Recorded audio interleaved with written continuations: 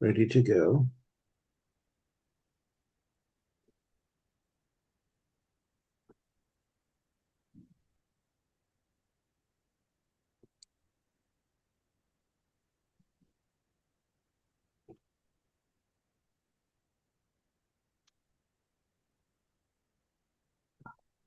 Okay, awesome. All right, good morning, everyone. Thank you for joining us bright and early on this second of two candidate endorsement days. We do have a quorum. Next item, first item we need to do is approve our agenda. I do want to make a couple comments. Just to let everyone know, we had a difficult time tracking down one of the candidates, their contact information, and with all the kerfuffle over Mr. Palmera's earlier this week, I asked Paula to try one more time to find a contact, and she did. So we had added Ms. Brown at the last minute to our agendas. In addition, we received last night, I think it was 2 ballot measures, correct, Amber? E and H. That were, and since, of course, we were planning on hearing our ballot measures at our Wednesday meeting, so these are past deadline. It is up to the members to make a motion to amend the agenda to add measures E and H to our agenda. And I would recommend going ahead and adding them at the end. So if there's a motion to add them. This is Gian. I make a motion to add E and H to the agenda. Okay. I'll second that motion. All right. Who seconded it? Cassandra. Thank you. Okay. So we will stick them at the end of the agenda. Although I will reserve the right to bring them up out of order if we have an abundance of free time at some point during the calendar. So let me just make sure before we get too carried away.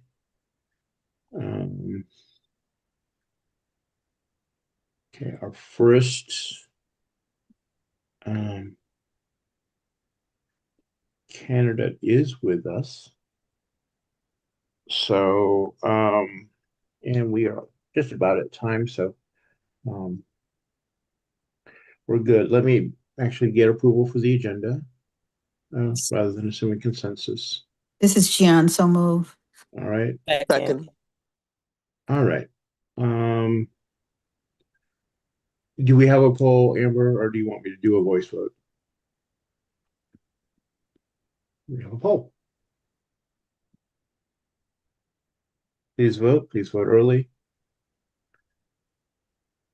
So as amended is including those 2 measures, right? Yes. Okay. So it's the agenda that was put out. The final agenda that went out last night. So that includes Ms. Brown and the 2 ballot measures at the end.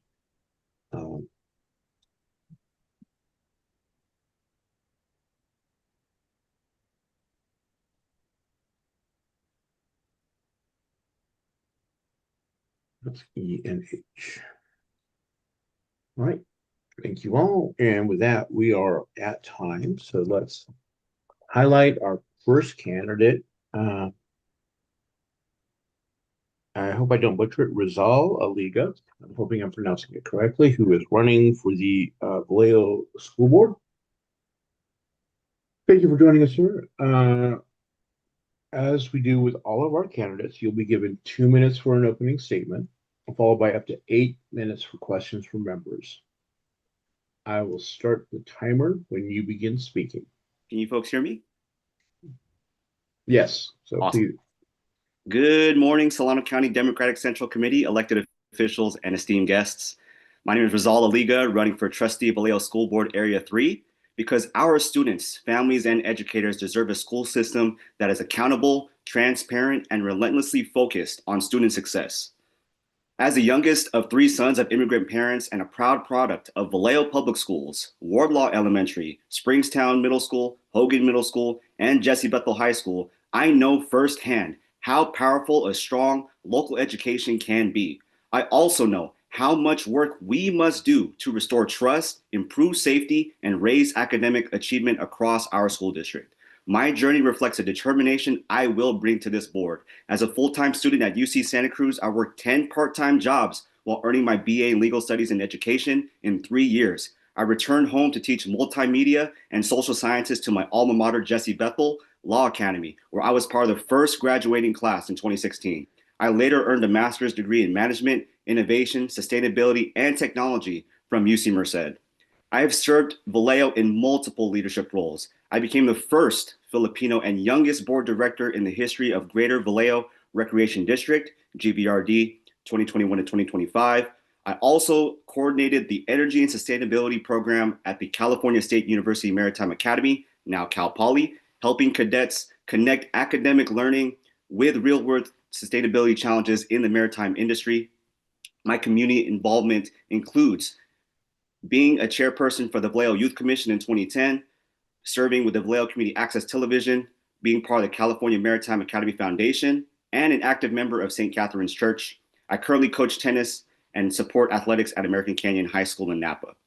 We currently face so many challenges such as bullying, vaping, reading and writing issues, dropout rates, health and wellness, and low teacher morale. These issues demand a fresh, positive solution and leadership willing to confront what is not working. I will initiate a full audit of every school department to identify failures, inefficiencies, and opportunities for improvement by clear work plans, timelines, and responsible parties. And I bring that fresh, youthful, professional experience. Thank you. That was your time when the music silenced. Thanks for letting me know. First question we have for you is, what plans do you have for mitigating the effects of climate change for your schools and students? Yes, my experience as the webmaster at Cal Maritime, then transitioning into the sustainability coordinator, how do we create these apprenticeship programs and curriculum built around climate action and sustainability? I taught my students how to engage the community in terms of maritime industry. How do we properly take out our trash? We weren't doing that at the CSU.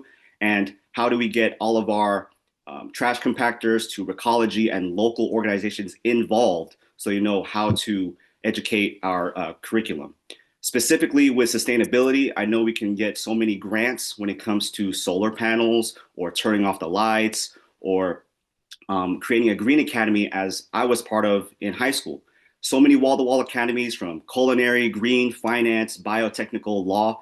How come we can't reintroduce those programs at the start so we can pinch in their head saying, look, there is someone from this community who's giving back, who is knowledgeable in social sciences or sustainability, this idea of re-entrification, giving back to the community that made us so they can make it out and have that advisor to mentor, guide them, and learn more about what can we do to support better climate, not only sustainability-wise, but also teacher morale, better wages, and student outcomes.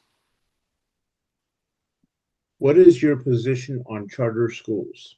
So I understand the difference of independent and dependent. Independent, those obviously being our charter schools, elite and caliber. However, they are governed by their own governing body and third-party stakeholders, which can, mess around with the rules and regulations and qualified staff. However, with these dependent charter schools, such as Cave Language Academy and Mare Island, which is now Vallejo Charter School, how can we pitch all of these students to say, look, in the beginning, there's an uptick in culinary, there is an uptick in student safety. How can we say, look, dependent charter schools, you are boosting attendance, you are creating these small hubs of community centers and community schools. How can you ask the trustees to either build more grants, get more teacher support, get more student support, and understand that you are governed by our trustees, and we all do our best to support whichever school, in this case being charter schools, those dependent ones who obviously have been there and done that, are qualified and deserve better wages. but most importantly are there for the kids when it comes to class sizes, teacher support, and also parent involvement. So that is my position on charter schools. What proposal do you have to address the needs of unhoused students? So I dealt with this all the time as a teacher before the pandemic, during, and after. When I came in as a substitute secretary, I learned that so many people in the Elsa Wiedemann Solano Middle School area coming to Solano Wiedemann, we're dealing with unhoused, we're dealing with those issues. How can we create more parent involvement or a community center nearby with GVRD to say, look, here's a teen center, here's a youth center we can bring you to, get you more involvement and understand the community a lot better. I know firsthand with GVRD, there were so many unhoused, not just guests, but outsiders coming into our city and camping out. How do we make it safer so they can get the better opportunities, better access to resources, and obviously make it more accessible to cleaning them up or getting into restrooms and so forth. Specifically, as a teacher, I dealt with a lot with 504s, IEPs, getting individualized help for those students who do need that help, who aren't going home to a house, who don't have food on their table, who are dealing with these insecurities. How can we create grants to say, look, nutritionist specialists, we have to find ways using CalFresh or grocery stores or ways at the high school to say, look, we are going to help you out. We will get you extra food. We will get you extra support. And the way to deal with that is to get all those trustees and municipalities involved from the city to the county. And I have done that. And I will continue to build our relationships to provide better for our unhoused students. Right. Would you support a climate action resolution if the school board is asked to put one forth?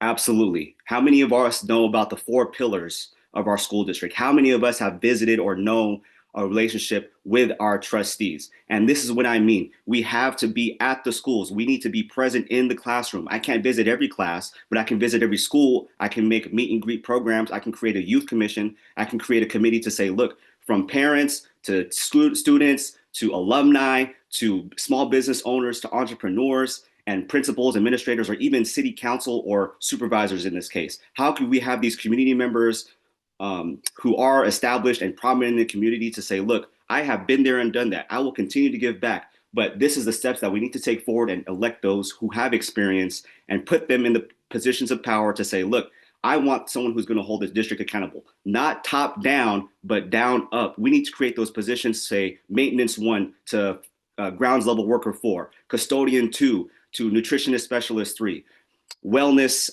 behaviorist specialists, and counselors. How do we continue supporting them, increase and expand mid-level wages? Because there's so many people like me who have gone to college, give back, and are phased out to a different surrounding school district, like Napa, like Contra Costa, who are willing to commute just so they can get better wages and pay. We need to get that and pour that back into our school district so it can be a more positive outcome for both teachers and our students.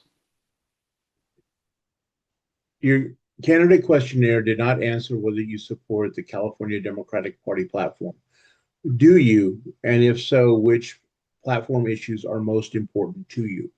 Absolutely support the Democratic Party platform. I've been a proud Democrat the last 18 years, last 10 years, since 18. And look, it's just about giving back to the community. It's about getting those involved from the start to the end. Get involved now from the Youth Commission to your foundation, to your small committee boards, so that you can get involved in civic governance. Supervisor Hannigan appointed me to the Youth Commission to say, look, learn about Brown Act, learn about politics, law, and government. And I applied that to GVRD. On top of that, Supervisor James needed a replacement. It was my job to say, look, we want to have the next generation and giving back so that there is a succession plan. So that's how I feel about the Democratic Party platform, and to ensure that there is someone always in place to mentor, guide, give back, and just make a healthier and safer, successful district for our community. Okay. Do you support the transfer of students to the Benicia Unified School District? All kids deserve equal access to education. It's not just happening at Benicia, it's happening at my school in Napa, but it's troublesome when we don't offer the same classes or have the same teacher support, or kids are going to school and Patterson and Hogan's grass is not being watered. Our kids deserve to see greener grass. Our kids deserve to have better teacher support and better morale in the classroom, but also focused on individualized education. How do we support those who aren't really learning, who are visual or verbal learners? And yes, they may choose a safer or more comfortable school, but it's my job and my role to hold those accountable top down and make it more than comfortable and confident for those parents and guardians to send their kids back to Vallejo and make them believe that this school is a way up. Okay, unfortunately, we are running out of time, but there are a number of questions in chat. I would encourage you to, if you have the time to stick around, I'd encourage you to answer those questions and drop your responses into the chat for us. I had a question by Dr. Hamilton. Was that for me or for someone else?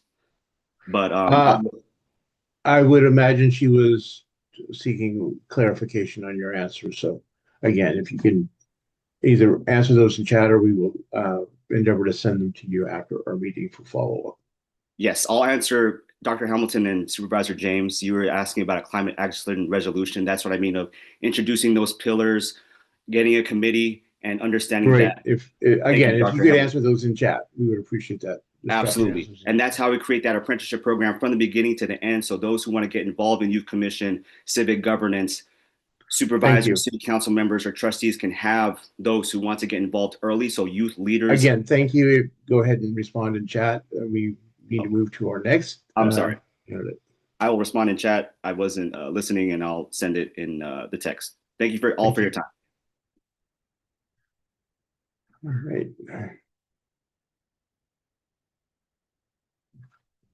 Spotlight our next candidate, who is Christina Cerner, running for the Dixon City Council. I'll give you the same instructions I give all of our candidates. You'll have up to 2 minutes for your opening statement, followed by up to 8 minutes for questions from our members. And I will start the timer when you begin speaking, so whenever you're ready. Good morning. I'm Christina Cerner, running for City Council in District 2. I'm running because I have a strong commitment and connection to this community. I'm from Dixon. I grew up on our family ranch in rural Dixon, attended Dixon schools along with all of my brothers and sisters, and graduated from Dixon High. I went on to graduate from UOP and University of the Pacific, where I received a BA. And I really want people in Dixon to feel they're being heard. I really feel that that's very important. Growth is upon us. All the large scale development that is taking place here in Dixon is having a huge impact on our current way of life, and it will continue.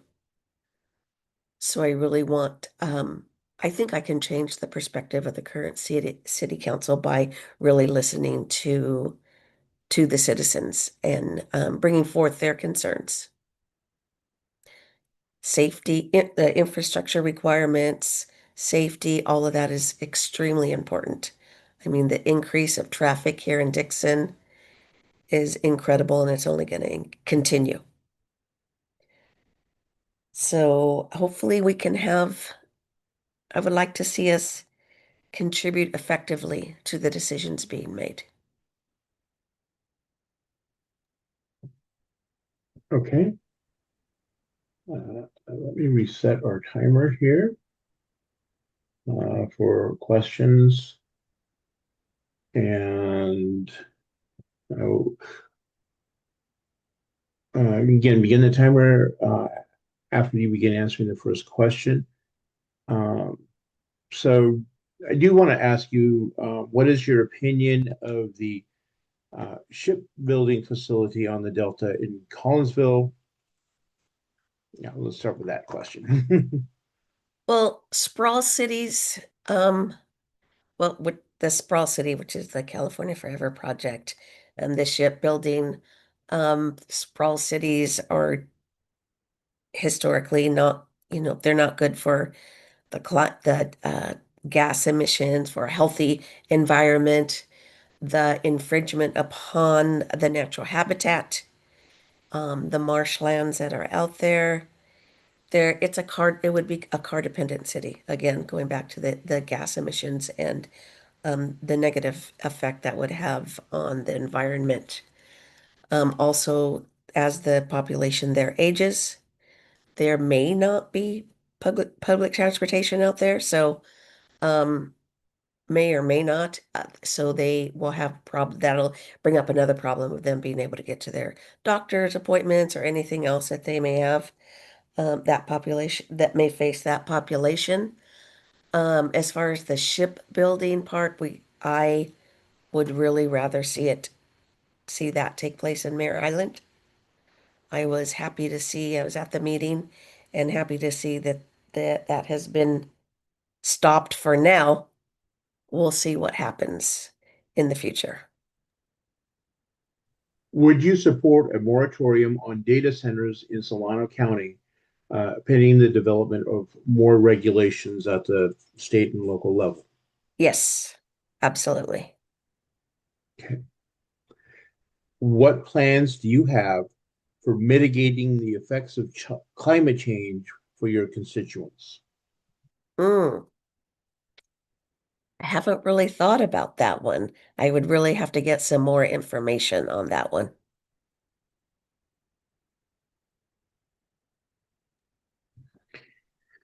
How would you reach out to the newcomers in the Dixon population to help them engage in the workings of the city? That's a good one. Well, being that I do participate in a lot of community activities and events that go on in Dixon. I have a small business downtown, so I do see a lot of the new people and speak to them. So I think getting the information out on everything that's happening in the city, everything that the Chamber of Commerce does a great job of welcoming them in and providing them information. Letting them know what's going on downtown, letting them know where they can go, who they can speak to, um, reaching out to them in any way possible. And I think that is through community events. Okay. Where did it go? What strategies would you pursue to diversify economic opportunities, expand your city's workforce, support local businesses, and attract new industries? Um, Expanding our workforce so that, of course, excuse me, the large scale developments in any of the other projects that are happening here in Dixon, I would like to see written agreements with them, with the developers or anyone else from the onset, that they use union and workers from here, union workers and other qualified workers from here in Dixon, and not see a lot of our population going out to the Bay Area to work, so that we can reinvest in our economy here in Dixon. Now I forgot the rest of the question.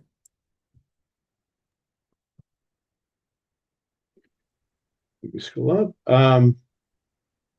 To diversify economic opportunities, support local businesses, and attract new industries. Okay, supporting local businesses, diversifying the force would be reaching out to the community, providing resources and education to the community. I can't think of anything else. Okay. Dixon has a large senior population. Mhm. What proposals do you have to support the needs of low-income elderly in Dixon?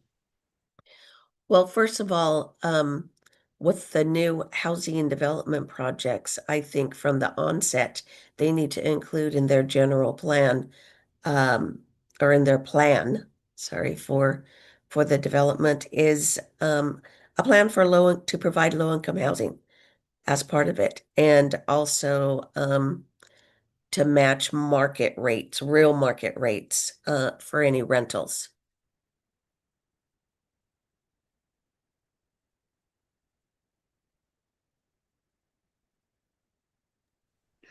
Okay. Um, I am not seeing any other questions popping up in chat at the moment. Um, so let me ask, uh, who is your opponent in your district? And Tom Bogue, who is the incumbent. okay, and what would you say are the biggest differences between you and Mr. Bogue? I grew up here in Dixon. I understand the agricultural way of life. I understand that we need to protect our farmlands. We need to protect our open spaces and the natural habitats here in town. I It does not appear that the current seated city council is really listening to the citizens of Dixon. They appear to acquiesce to the developers. Okay. I'm not seeing any further questions from chat, so I want to thank you very much for taking the time to one, run for office in Dixon, and we appreciate that, and two, for taking the time to join us on this Saturday morning and sharing your plans with us. So have a good rest of your day. We will be voting uh, on our endorsements at the end of the meeting, and we'll be announcing our results as soon as we verified and tabulated them. So you will likely get an email sometime this evening letting you Okay. know what the results are. Thank Thank you. you. Have a good day. Thank you.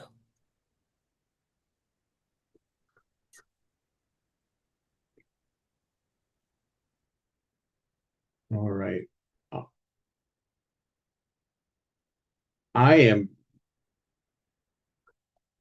not seeing our next candidate with us yet, although she does have uh, 6 minutes to join us. So, on the assumption that it's not going to take an inordinate amount of time, I'd like to invite Supervisor James to talk about Measure E. So let me kill this timer. We can spotlight Supervisor. Hello, can you hear And me? yeah. So um, will 2 minutes be sufficient, or do you need three? No, 2 minutes will be sufficient. And I want to thank you for amending the agenda today and allowing me to submit it late. It was a long week for myself. And then I also had to attend back to school night the night of the Wednesday meeting. But I wanted to talk about Measure E. This was unanimously approved by the Board of Supervisors to put a business tax on the ballot this upcoming November. And this is, with the unanimous vote, means it got bipartisan support. And we chose to support the Measure E because large commercial businesses should contribute their fair share toward the public services and infrastructure that they rely on. Also, Measure E would update and expand the county's business license tax and ensure that tax would keep up with the rate, keep pace with inflation. And one of the reasons this measure is important is that the existing tax on commercial like wind energy has not been adjusted since 1994. So updating the tax will allow the county to keep the revenue more consistent with today's costs and economic conditions. And if this were to pass, we could generate $353,000 in addition annual revenue.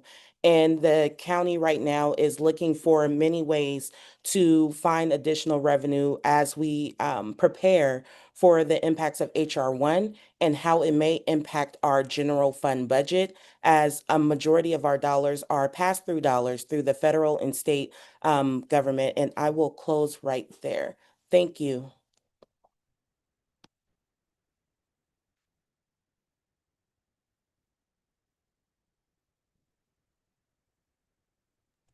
I love how You're the microphone doesn't listen to when I click. Um, does anyone have any questions on this ballot measure? I do. And I think you said this, Cassandra, but I missed it. How much money would this raise? 353,000 on an annual basis.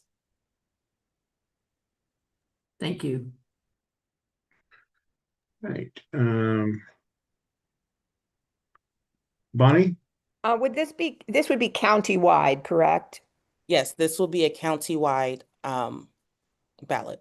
And it would affect all the jurisdictions equally, I would assume. Yes. And it's for businesses that is done in unincorporated Solano County. Oh, is that it? And it's not within the cities, right? Because that would be a Right. separate issue. Thank you. Yes. Okay.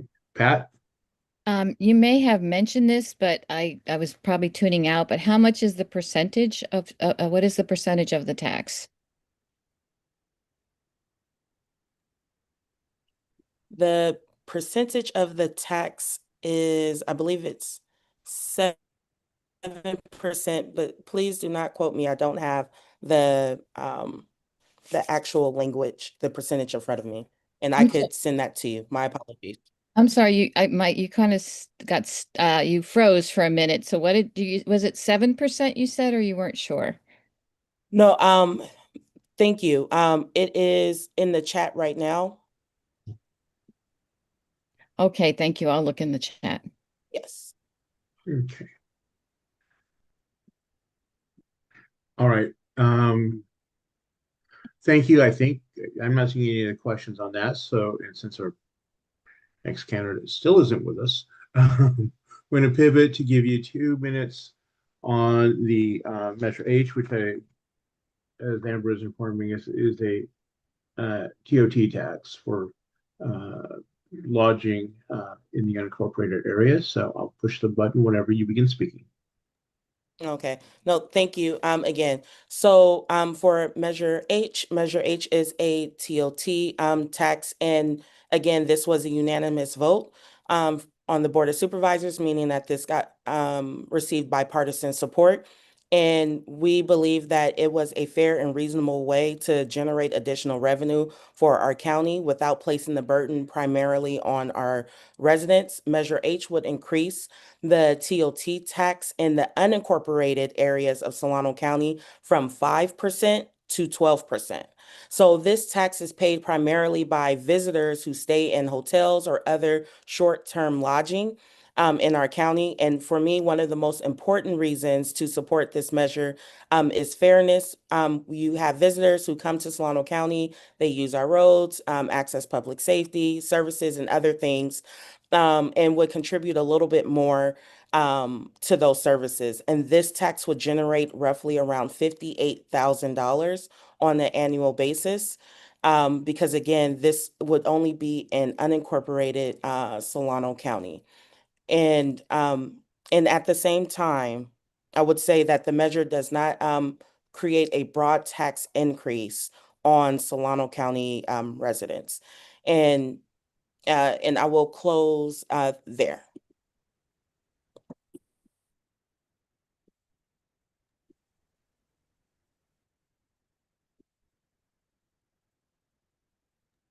Let me ask the first question.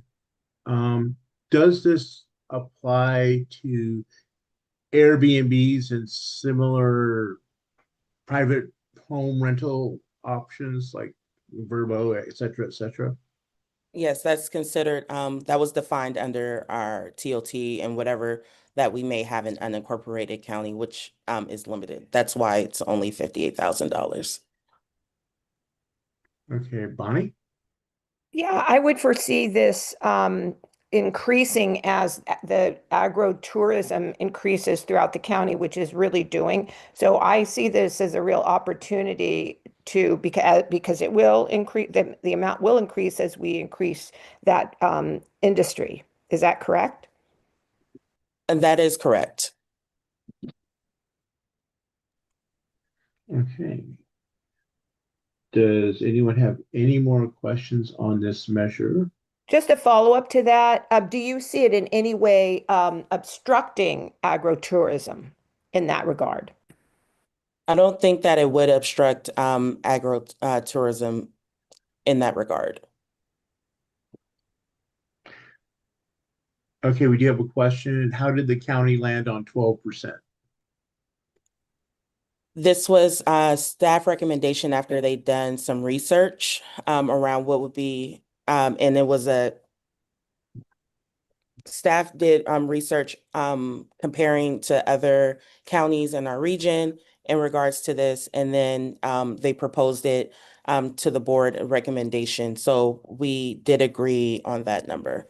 And it wasn't too much, so we could still be affordable for visitors to come visit as well. Okay. Right.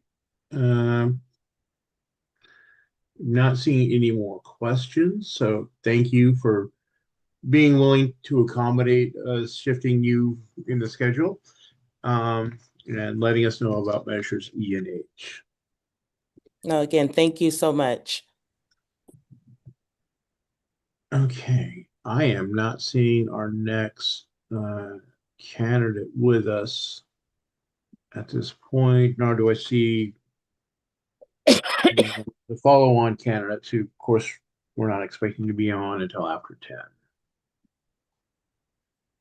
So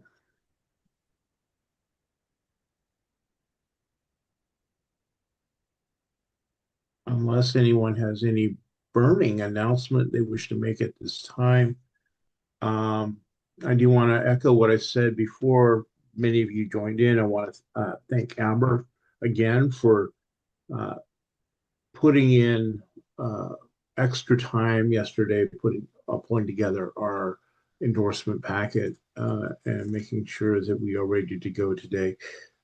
Between the questionnaires and preparing the ballot and all the other things that need to be done behind the scenes to make sure this works. She did an exceptional job, and I do want to call her out and say thank you so much for doing that for us. Okay, we have sold as long as possible. I'm still not seeing our candidate, so I guess we're going to have an extended first break.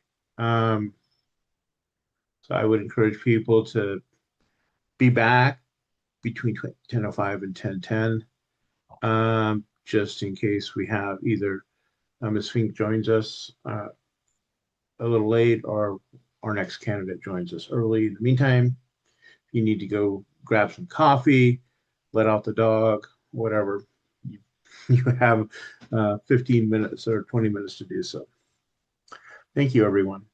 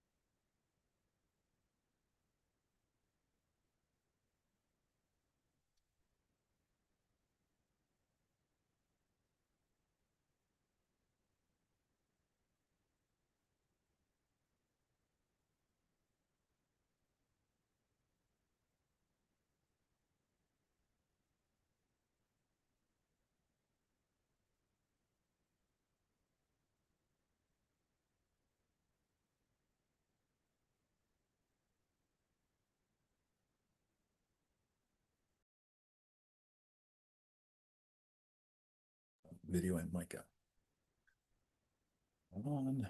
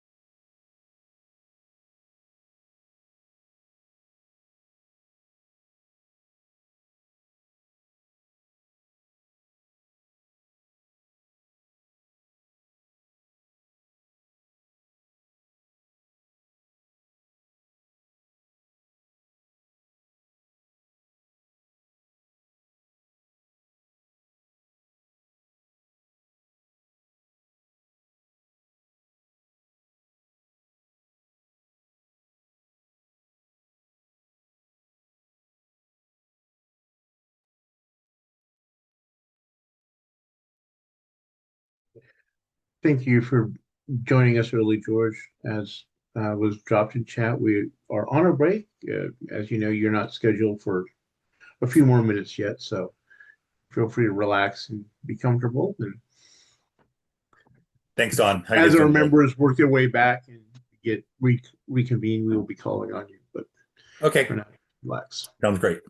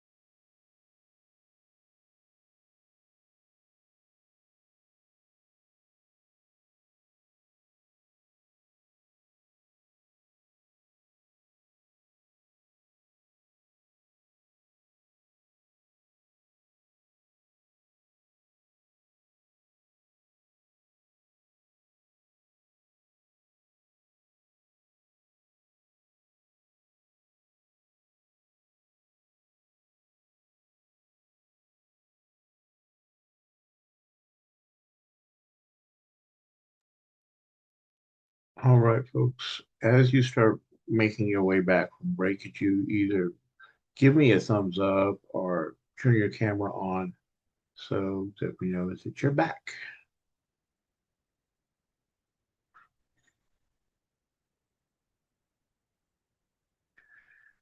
We'll start recognizing that people are here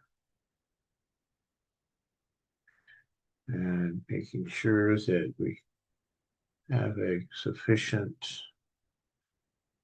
audience present for our next candidate. Thank you, everyone. Appreciate it. So give people about another 2 minutes, and then we'll kick off a few minutes early. Again, not seeing our previous candidate yet, so, and Mr. Kennedy has joined us early, so we'll give him, let me get going a minute or two early, but it's about probably about 60 seconds or so from now.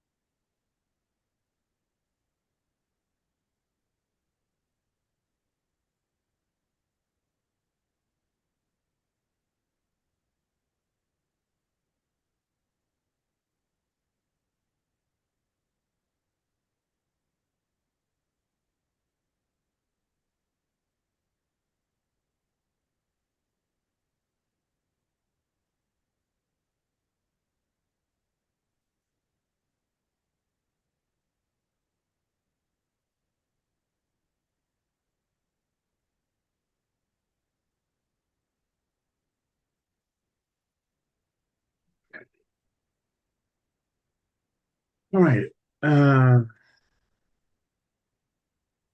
Anyone who hasn't already given a thumbs up, if you're back, please give a thumbs up.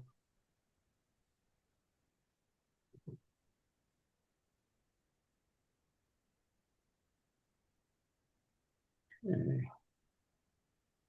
All right. All right. Looks like we are reaching our critical mass here. So our next contestant on The Price is Right, running for Fairfield Mayor is George Kennedy. Mr. Kennedy, I will give you the same instructions I give all of our candidates. You'll have 2 minutes for an opening statement, followed by up to 8 minutes to answer questions from our members. I will start the timer when you begin speaking, so whenever you're ready. Right. Good morning, and thank you for the opportunity to speak with you. My name is George Kennedy, and I am running for mayor of Fairfield because I believe our city is ready for a new direction. With leadership that listens, brings people together, and delivers results. I currently serve as the chair of the Fairfield Planning Commission. Previously, I served as the chairman of Fairfield's Budget Advisory Committee, and I serve on the board of the Solano County Fair Association. I am also a small business owner, and throughout my career, I've worked to help businesses navigate government and compete for public opportunities, including opening doors for minority-owned businesses that too often have been left out of the process.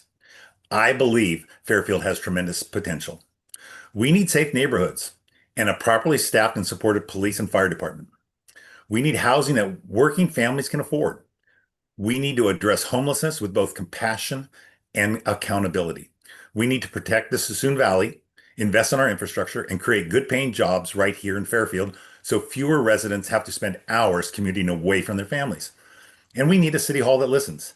To me, listening means all 4 years, not just at election time. As a father and grandfather of a multiracial family, fairness, opportunity, and making sure every person feels they belong aren't abstract ideas to me. They're personal.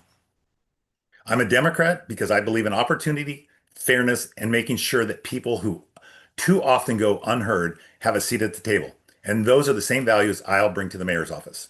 I'm running to be a mayor for all of Fairfield. Every neighborhood, every generation, every background, and every family deserves a voice in the future of our city.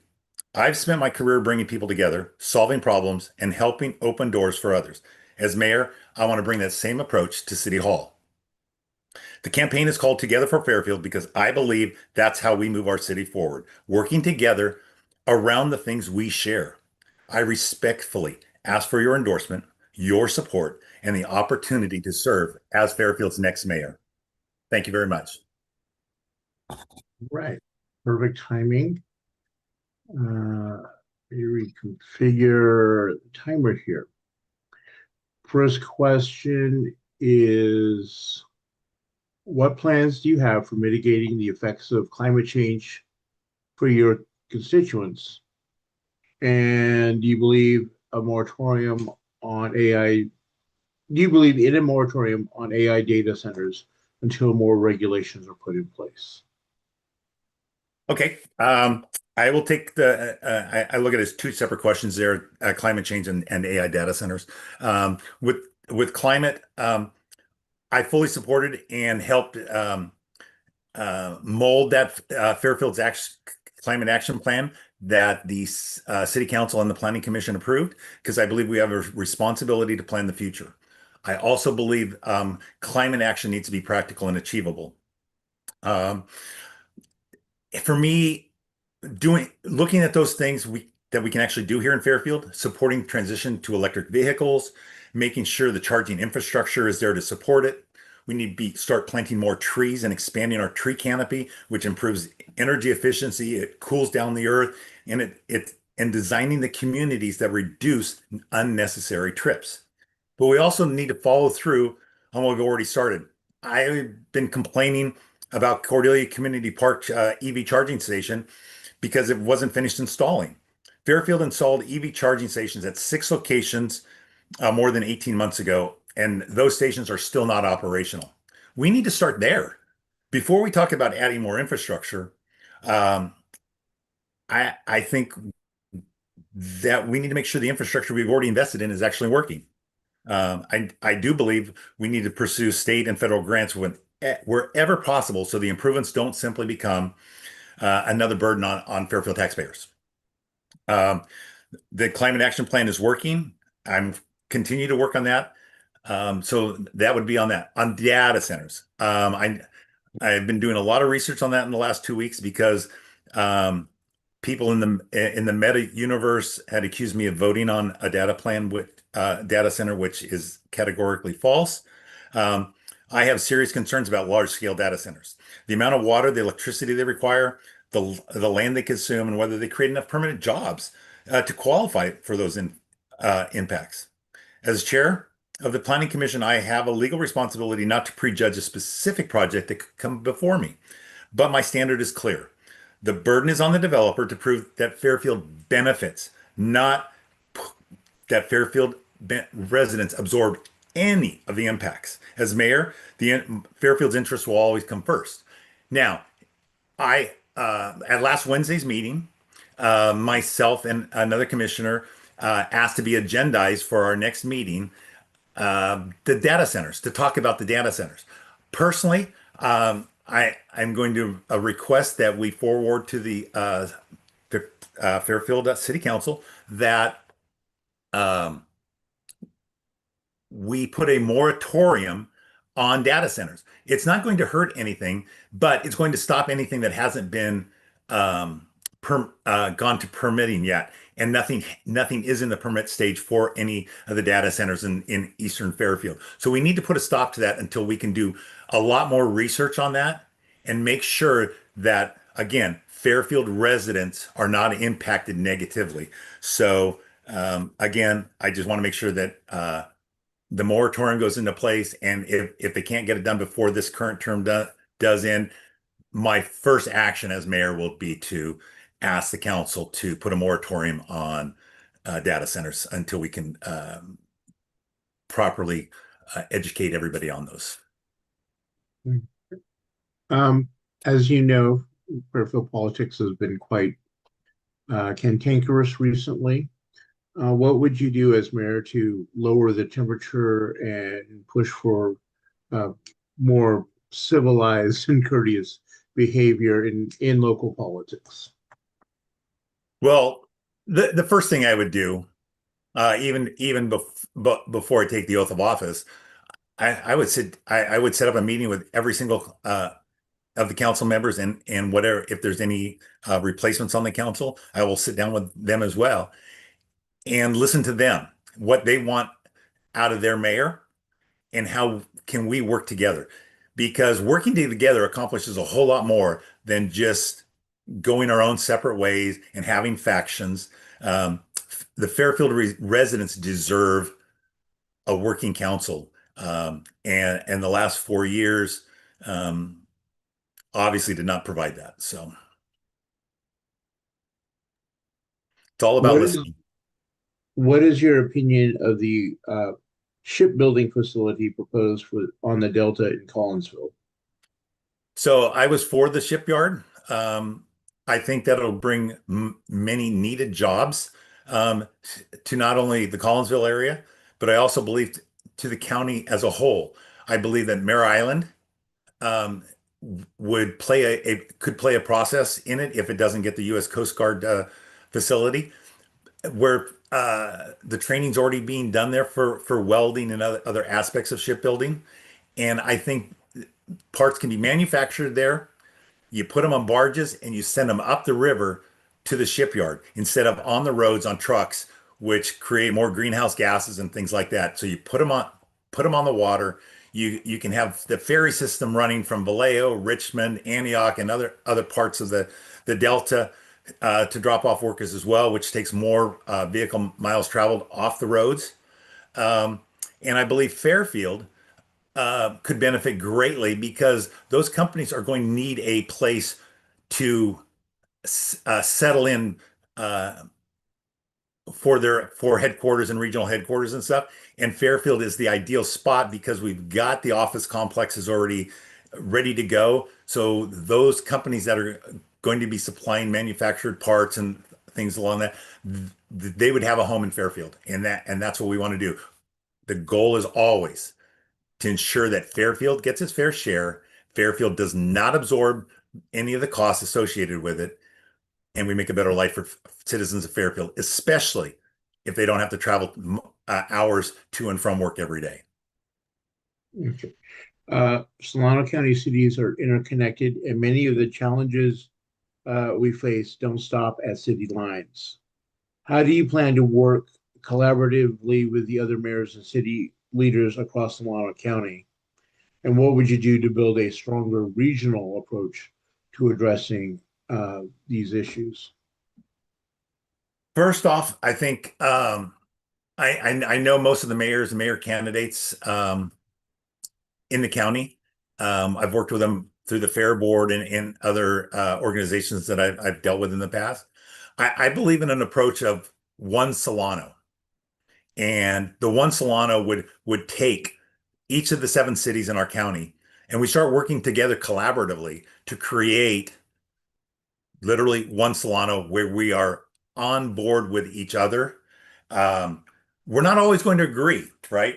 But good leadership means me being sitting at the table and talking and discussing what can we do as regionally to bring more jobs to our area. So we know that Solano County is far of the 9 Bay Area counties. We know we lag far behind in job creation. We have a 5.3% unemployment rate, and we have to do things together to do that. All right. Unfortunately, 8 minutes can go by real quickly. So that's, are you sure that was 8 minutes? No, it's okay. There are some other questions in chat. I would encourage you, if you have the time, to perhaps drop your responses in chat to those questions to inform our members. That would be appreciated. In any event, we thank you for joining us. We will be voting on the endorsements later on today. So you will likely hear something sometime this afternoon or evening once we've verified and tabulated all the votes. Great. Thank you, everybody, and thanks for taking time out of your Saturday to listen. Take care. Okay, our next candidate is with us. So if we can spotlight her.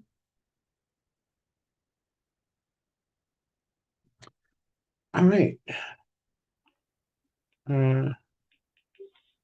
We have a next candidate for Fairfield Mayor. I know I'm going to butcher this, so I apologize in advance. Nikila Walker Gibson. You got it correct. I will tell you what I tell all of our candidates today. You will have 2 minutes for an opening statement, followed by up to 8 minutes to answer questions from our members. I will start the time when you begin speaking. Give me 1 second. I'm attempting to adjust it so I can hear you clearly.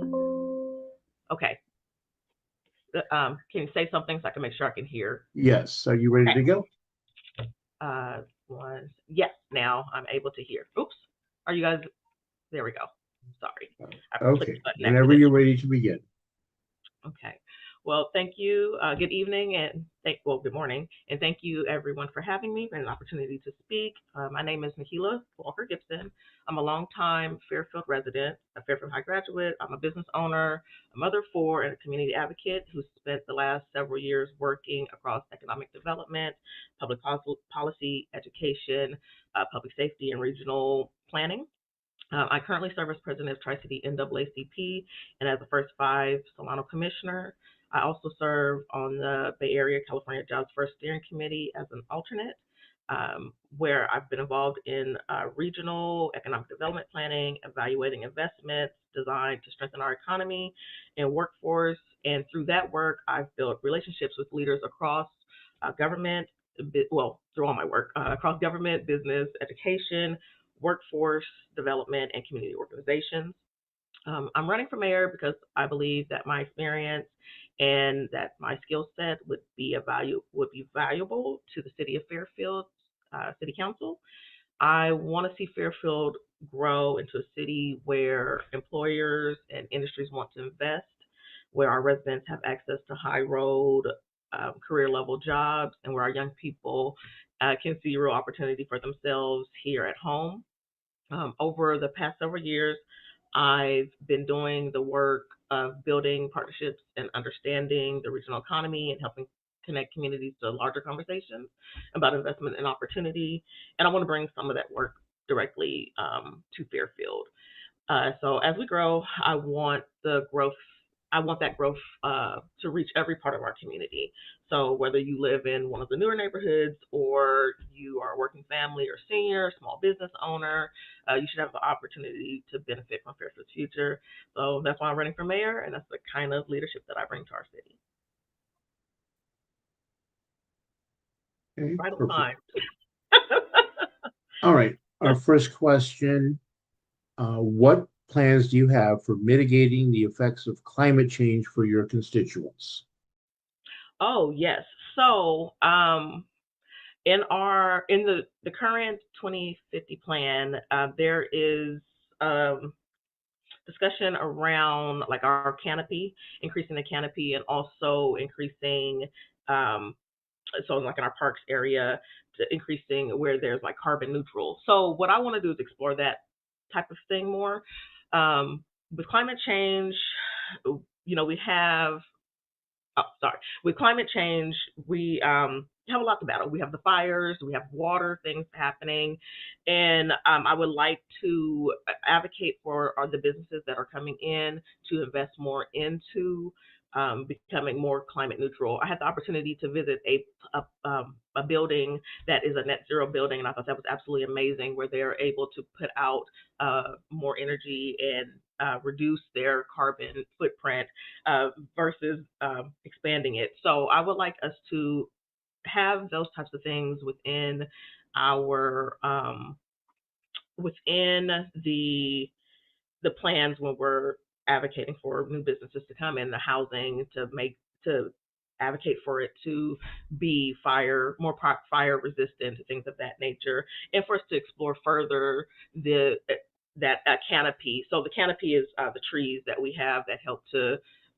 disperse the carbon and things that are going into the earth, into the environment. So those are the type of things, especially because I have a daughter that has severe asthma. So things that also help with our air quality, because we have a really bad air quality in Fairfield area. So I would like to be able to advocate for our businesses and our house building to be more environmentally friendly and for us to increase our canopy beyond the 10% that they already want to do. So I think we need more of it. All right. Solano County cities are interconnected, and many of the challenges we face do not stop at city lines. How do you plan to work collaboratively with the other mayors and city leaders across Solano County? And what would you do to build a stronger regional approach to addressing these issues? Yes, so I already do that type of work. So currently, with me being in the positions that I am in, I've already made relationships and connections with our current mayors.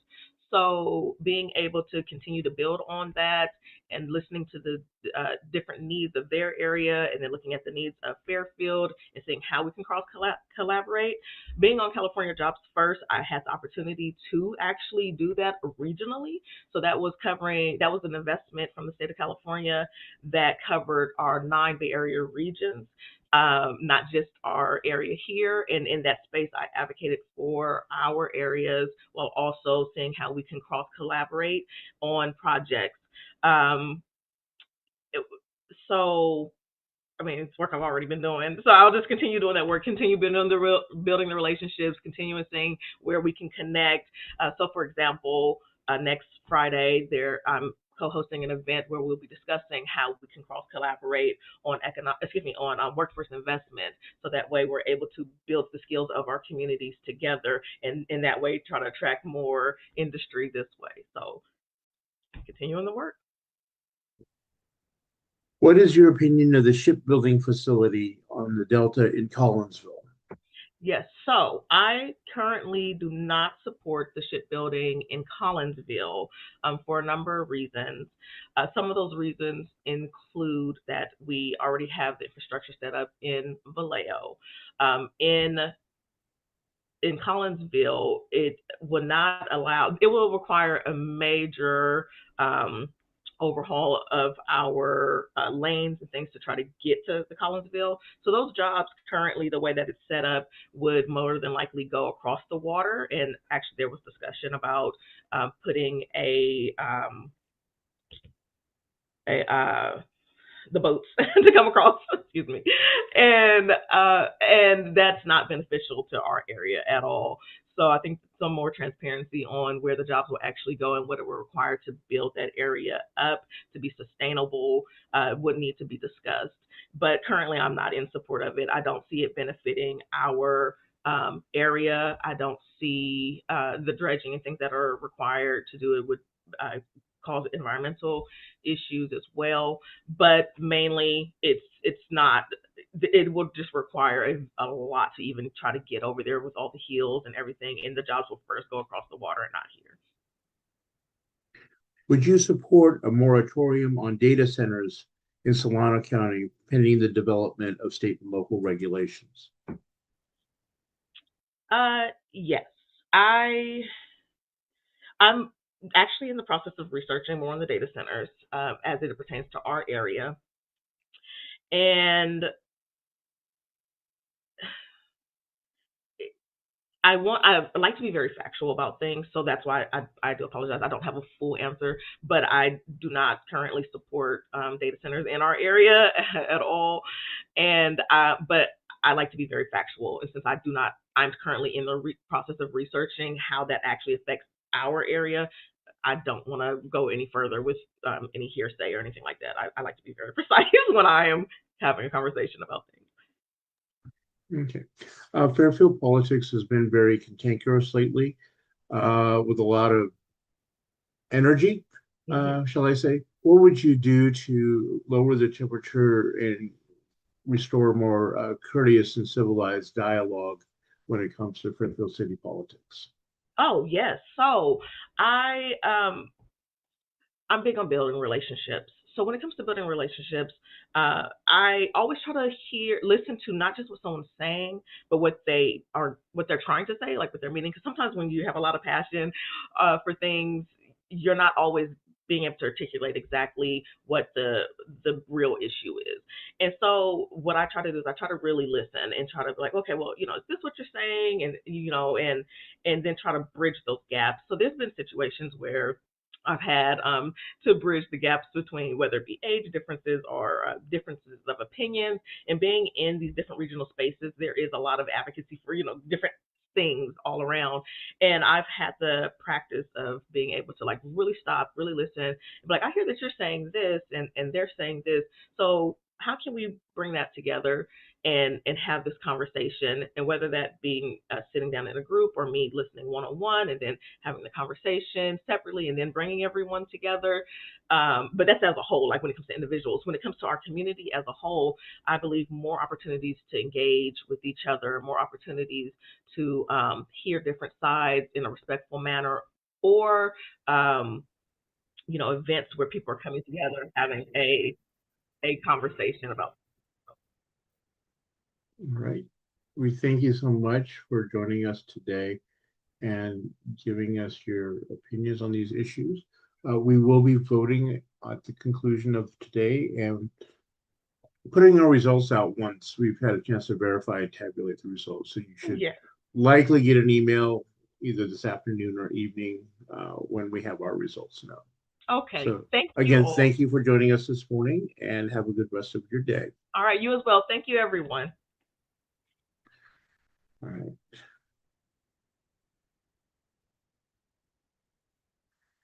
And we have our next candidate is with us a little early. So we will introduce her momentarily. I do want to say that we have received a message from email from Ms. Fink. She's having issues getting logged in. So I've asked Amber to try to work behind the scenes with her.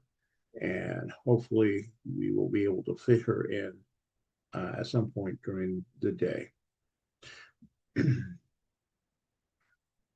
So let's bring in our next candidate, spotlight Ms. Finley, who is running for Vacaville City Council. I will tell you, as I'm telling all of our candidates, you'll have 2 minutes for an opening statement, followed by up to 8 minutes to answer questions from members. And I will start the timer when you begin speaking. So whenever you are ready. It's my turn? Sure. Thank you. And thank you for the invitation, everybody who's in attendance. My name is Davonna Finley. I am, in fact, running for the council seat of District 4 in Vacaville, California. I am 33 years old. I was born here in Vacaville, went to Fairmont Elementary School in my district. My family is mostly military or military adjacent, working for the DoD. So I spent 2 years in Japan, in Okinawa, Japan, on Kadena Air Force Base.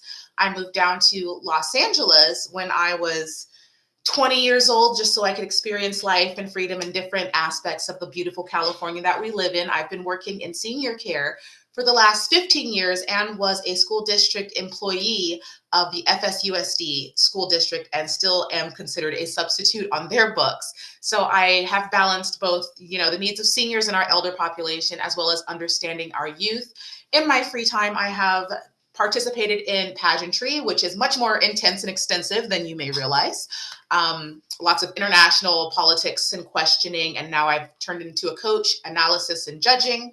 And so in Solano County, I still run the Solano Bike Nights, which is a motorcycle group. So I do like to build community and have a very wide established fan base, first of all, internationally, and friend groups throughout Solano County. But my home and my heart is here. My family lives here. I was born here, and this is where I intend to stay. But like I said, I'm very grateful for everybody's participation and the invitation, and I welcome any questions that you may have of me.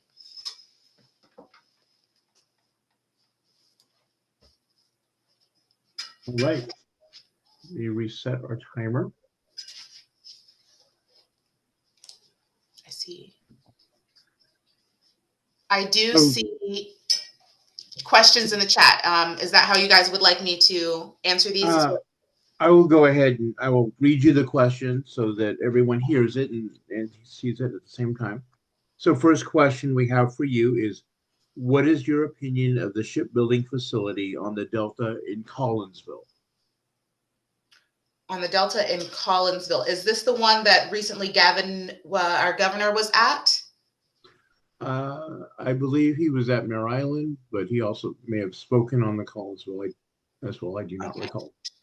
Anything that's going to bring jobs to the county and specifically Vacaville in this area, I'm going to support. It is desperately needed. We do have a lot of families who are bringing up our children and our youth population, and we want them to be able to stay here in, you know, their native lands where they have been born and where their families are able to be. Right now, we don't have enough support for the youth to be able to stay connected to the community where they grew up and grow. Jobs also stimulate the economy, and I'm really big on supporting businesses in the local economy here because Vacaville is very beautiful and it has the potential to be extremely prosperous if we get the necessary investment. So anytime I see positive impacts and influx of investment, I definitely want to support that as long as there's no negative impact on the environment or the population that lives here. Okay, next question. Would you support a moratorium on data centers in Solano County pending the Absolutely. development Absolutely. of state and local regulations? Okay. Oh, yes, absolutely. When I said I participated in pageantry, I was Miss Earth Los Angeles. I'm still a judge for their international pageant. I understand wholeheartedly the environmental ramifications of data centers, more so than what a lot of people do.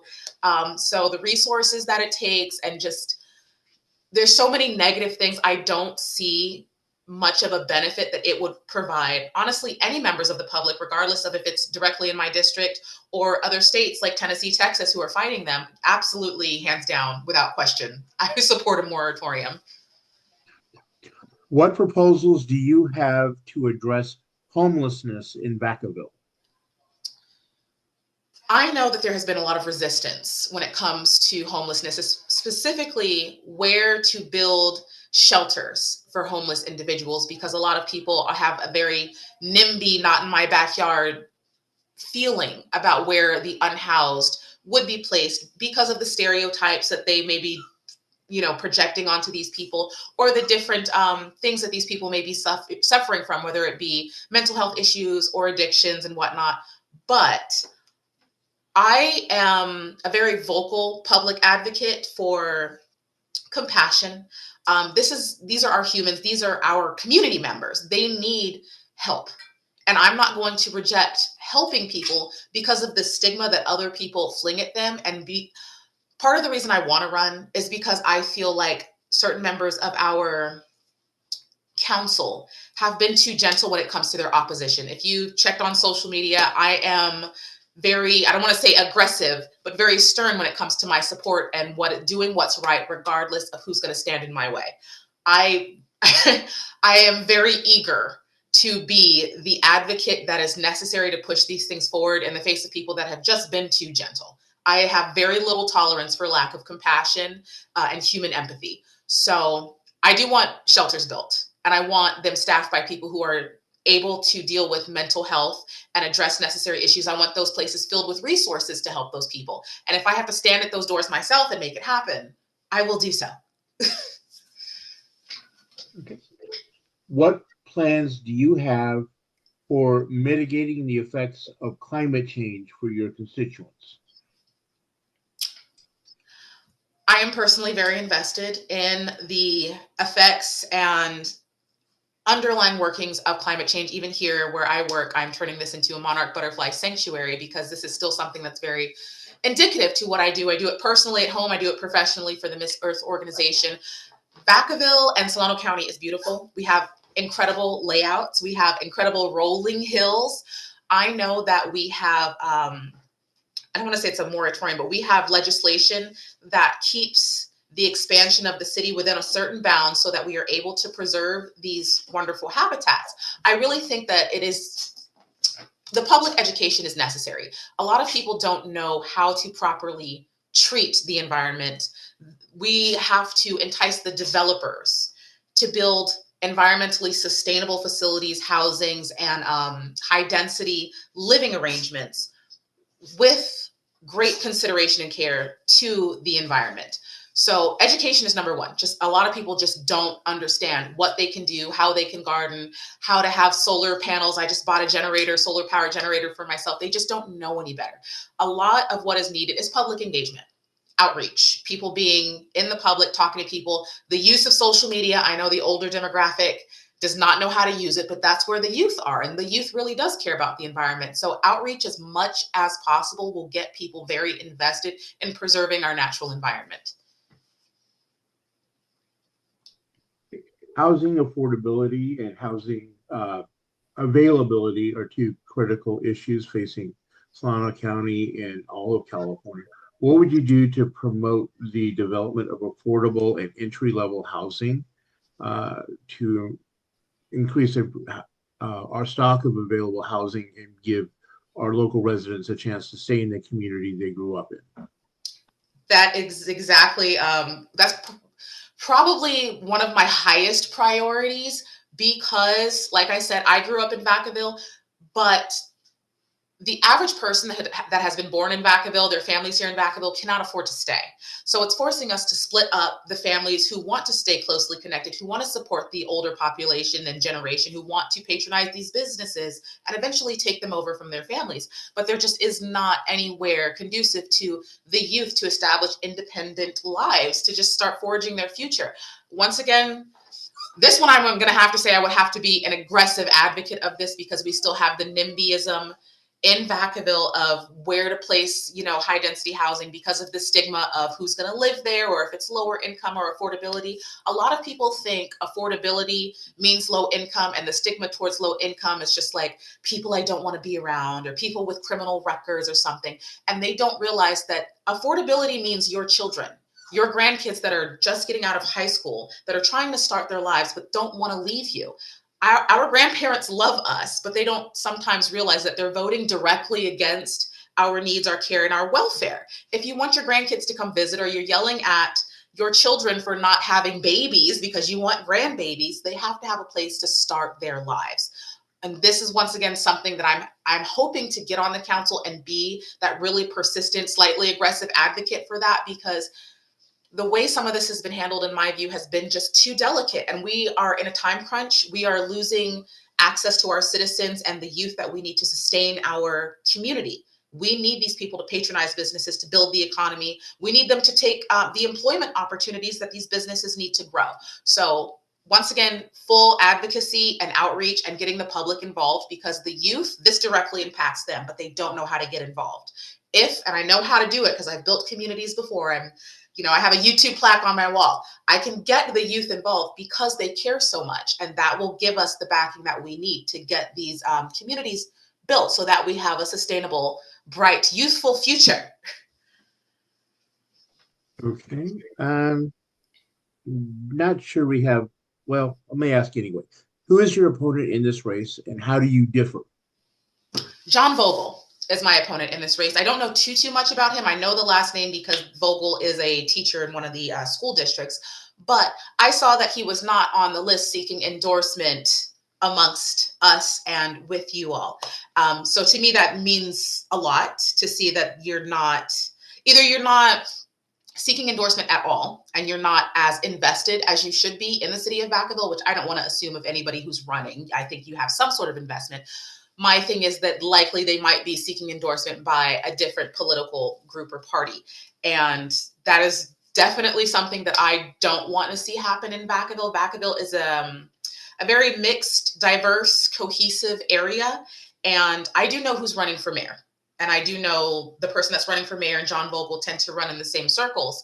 And they have a much more politically aggressive towards the public type of outlook than I would be comfortable with. I have a very caring, compassionate, understanding, and opening view of the public versus the people that I see myself and other members that are cohesive with my goals. Who we're running against tends to see, not necessarily take public compassion or the proper care of the community as I would like. They are more so focused on what they call like public safety, police forces, and like dealing with criminality, which I don't feel like we have a heavy impact here in Vacaville. It's just a lack of compassion that I'm not comfortable with that comes from a lot of the opponents that I see in the city of Vacaville. So I'm not going to decry or chastise anyone I haven't met in person, but I feel like I am more than happy and willing and capable of taking on anybody publicly in a debate, in a background setting of who's the better candidate. I am a clear winner when it comes to that. And I have no problem being upfront and forward about that. All right. Thank you very much for joining us. Time goes by quickly. We Yes. appreciate you taking the time this morning to join us. And as I've been letting other candidates know, we will be voting at the end of our meeting today. And as soon as we verify and tabulate all the votes this afternoon, we will be announcing our endorsements. So you can look forward an email either late this afternoon or this evening, letting you know the results. Yes, So sir. thank you again. Thank you.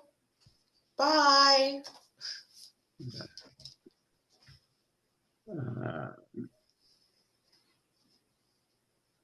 Should I leave or do you make me leave? I think you're free to leave. Okay. So let me unspotlight you. And then you can go ahead and go about your day. All right. It looks like, unfortunately, Ms. Fink has not been able to join us yet. So let me check our email. I am not seeing follow-up from her earlier messages. So we are still running a little early today. And I thank you all. I'm going to say, let's come back at 11 to see if Ms. Fink is with us. I just got a text from her, Dawn, and she said that she can't get onto the Zoom, that the passcode and password did not work in spite of her I effort. emailed her. She needs to respond back to me. Okay, I'll let I'm her gonna know. look for an We have email reached out from. to her, or I've asked Amber to reach out to her. So Yeah, I'll go ahead and let her know to check her email. so I would ask, let's come back at 11, see if Ms. Fink is with us. And if so, we'll hear her then. If not, we'll then continue the break until we have our next set of candidates coming in. Scheduled first candidate scheduled at 11:50. So, all right, everyone, feel free to get that coffee, stretch, put away your groceries, whatever you need to do. See you at 11.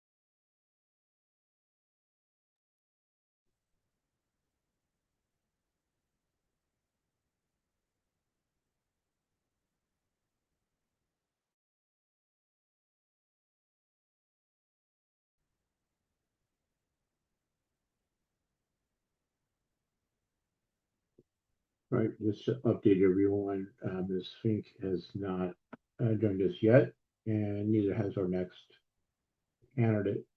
So we will going ahead and breaking shortly back. So come back around 11:10 or so, just to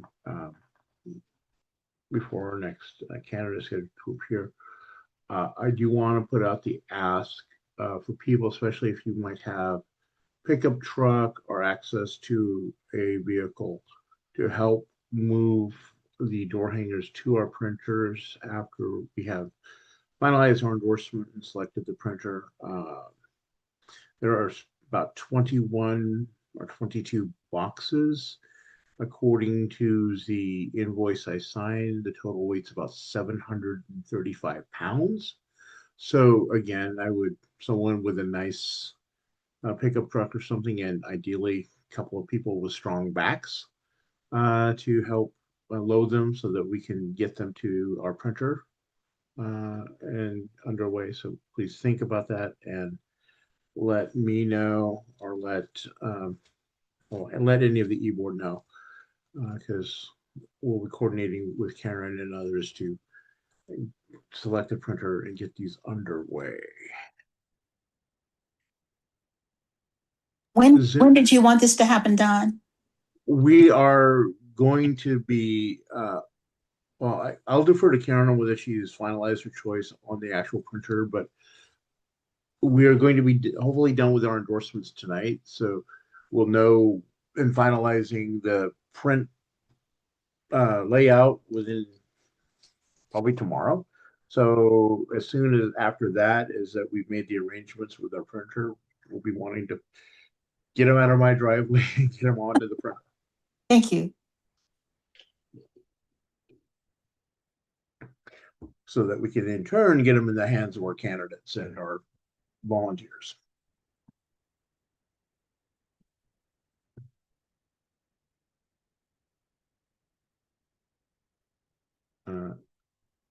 Seeing the message that Bonnie has dropped into chat, I'm going to have to defer to Amber on the mechanics of how we're set up today with our links. I know that some people were having issues Wednesday, so I'll again defer to Amber on the Yes, technical side.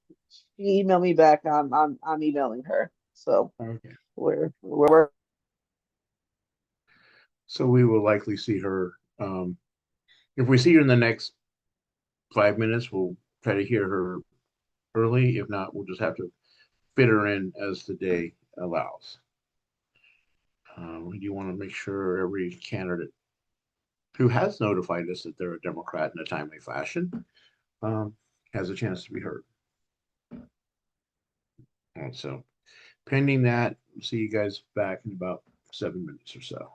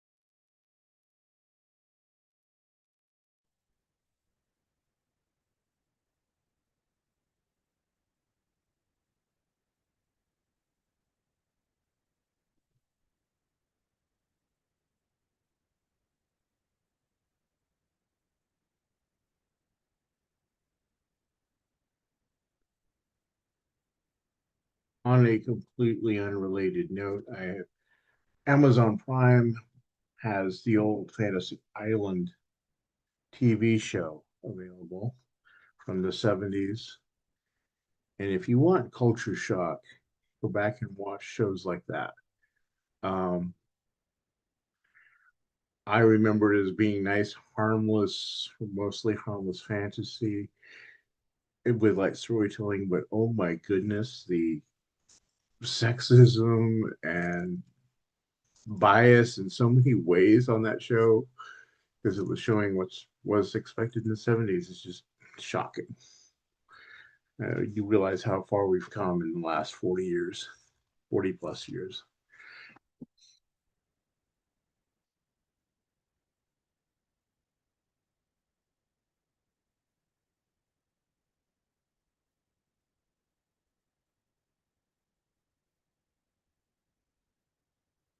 All right, we're at 11:13. Our next candidate, Alma Hernandez, is waiting in our waiting room.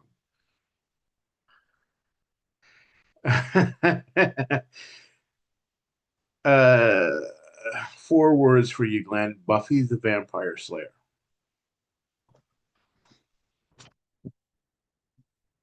Even that's a little cringeworthy at this point. So did I, but when you watch it 25 years later, you realize just what a misogynist Joss Whedon is. All right. Those of you who are back, please, again, cameras on for briefly, or give me a thumbs up or what have you, so we know we have critical mass of people present.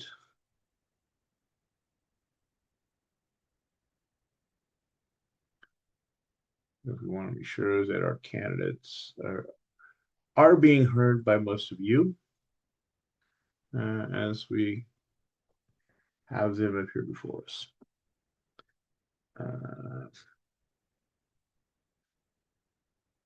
Oh, I don't even want to contemplate that, Paula. That was scary then, and now. Ooh. All right.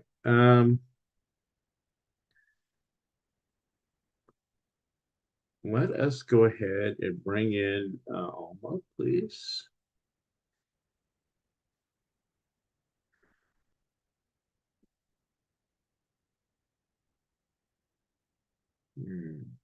We can spotlight her. Good morning, Madam Mayor. Thank you for joining us. I will give you the same spiel I'm giving all of our candidates. You will have 2 minutes for an opening statement, followed by up to 8 minutes to answer questions from our members. I will start the timer when you can begin speaking, so whenever you are ready. Okay, can I just test? Can you hear me? Yes, you're good. Perfect. All right. Well, first of all, thank you so much for the opportunity to be here today. My name is Alma Hernandez, or Alma Hernandez, and I currently serve as the mayor of the city of Suisun City, the city that I grew up in since I was a child. I am the daughter of a carpenter and factory worker, and I credit my parents for the work ethic and values they've instilled in me since I was a child to be of service to others. I've also grown up in youth and young adult ministry. And so from a very young age, I've been out there doing community service work, whether that's food drives or being able to gather resources for those who do homelessness outreach. I've mentored incarcerated youth, and I've advocated for resources for people from all walks of life.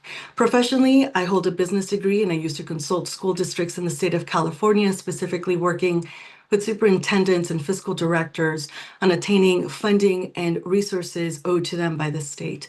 I also used to work for healthcare administration and used to be able to advocate for resources for patients who had critical conditions for them and their families during time of need.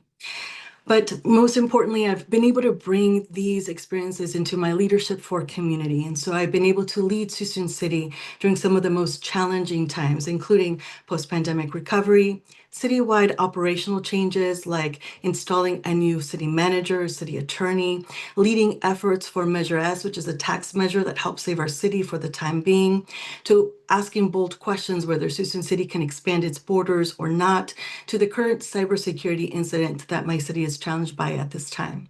I've also really worked to bring in resources for community members. So whether that's been resource fairs, bringing in mobile clinics, or resources for youth or seniors, or addressing concerns by immigrant members of our community, to being on site to support fire victims. I really believe in uplifting resources, people, and being of service to community. Thank you. Let me reset our timer for the question period. First question, what plans do you have for mitigating the effects of climate change for your constituents? Well, currently, I am part of the Bayshore Resiliency Plan and work with Suisun City regarding sea level rise. That's one of the most urgent items for the city to address, and it's currently challenged by. So mitigating those efforts and being able to attain resources on whether we're going to be putting in ecotone levies or maybe different types of ways to mitigate sea level rise, and also advocating not only for the funding for the engineering and design for those efforts, but also educating our community about what climate change is and what it means. We've already implemented other things that the state has required, like AB 1383, which is addressing some of that green waste and where it goes, and continue to educate members around those particular items. And we've addressed citywide issues like implementing solar on all of our parking areas to make sure that we can continue to reduce some of the electricity use that we use as a city. So these are some of the things that I'm working on, have implemented, but also we have much more on the horizon to address climate change. Okay.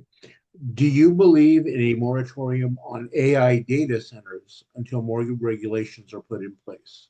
I absolutely believe we need to have state regulations on data centers. We do not know enough about their implications. I know that water use is something that is a concern for me.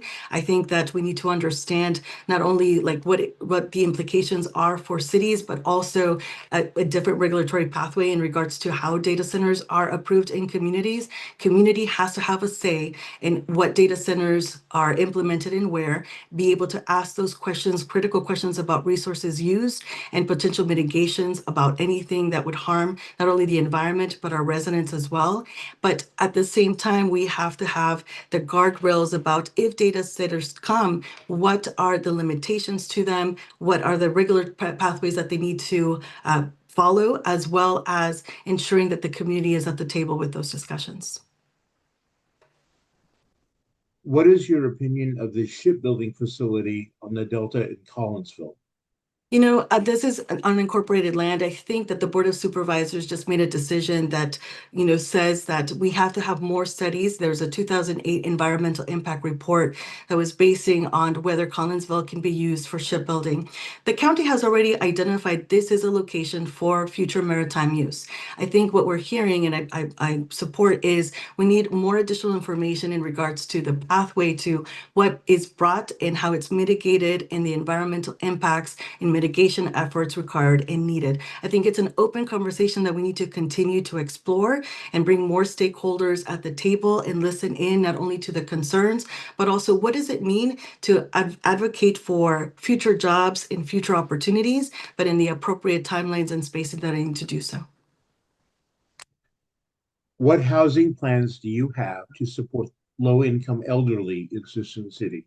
So I advocated for the Alma project, which is 79 units. It's going to be the first project-based voucher building that we have, or project that we have in Suisun City, which means 79 of those units, their Section 8 voucher remains with them over the next 59 years and can be renewed after that time. But most importantly, we have 34 acres of infill development land. When sold, that the requirements that we're asking for at this time is that any housing inventory, 15% of that housing has to be affordable housing. And I do want to make a distinction between Section 8 housing and affordable or affordably accessible housing, which means that individuals may not be able to qualify for Section 8 because they have decent paying jobs, but still don't qualify for some of the high housing costs that we're experiencing at this time. So we do need to bring the accessibility to those markets and the housing inventory down. And that's something that it's important for us to continue to advocate for. And it's something that I'm planning for the work that we're doing for the 34 acres of infill development available. What is the primary difference between you and your opponents?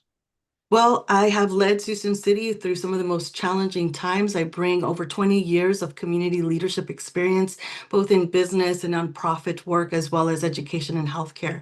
But most importantly, I've been at the forefront of some of the most important work that we're doing today, implementing our Master Economic Development Plan, which is the strategic work needed to actually bring in some of the economic revenues that we need for the future, implementing a resiliency plan, which is looking not only at the passing of a tax measure, which helps save our cities from being dissolved in 24. So it would have been dissolved by 26 if that tax measure had not passed, to also looking at opportunities for infill development. So we have 17 infill development projects at this time during my tenure, which is more than the last decade combined. Not only that, but resources for people. We need to continue to make sure that resources are being brought. One of the things that I talk a lot about is that there is no member of my community that can just walk anywhere to receive healthcare assistance. They either have to drive 30 minutes to the city of Vacaville or 30 minutes to the city of Vallejo if they have Kaiser, or 15 to 20 minutes, depending if they're walking or public transportation or just driving to the city of Fairfield. And that is something that is unjust to the members of my community. So bringing in healthcare resources is at the forefront of what I've been working on. And in the meantime, I've been able to bring mobile clinics with a variety of different organizations to help address some of those needs. Are you in favor of or opposed to Proposition 45, and why? Proposition 45, this is a proposition that has to do with the Environmental Quality Act that's on the ballot this November.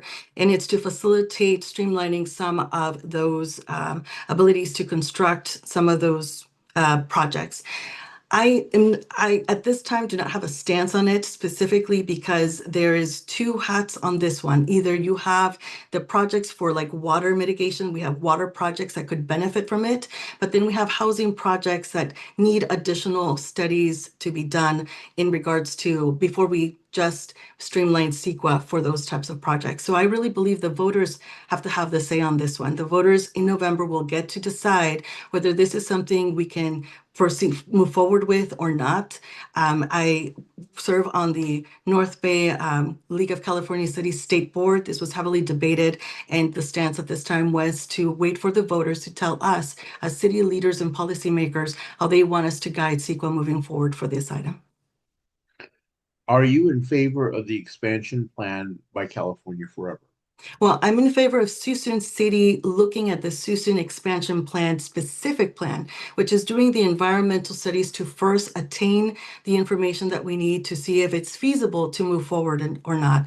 We're looking at 22,000 acres, 5,000 acres specifically to safeguard Travis Air Force Base so that it remains open space, 4,000 acres for industry, which is what the city specifically needs. We don't have any land for the type of industry to bring jobs and additional revenues to the city, and 15,000 acres to expand over the next 50 years for future housing development, business, healthcare facilities, education.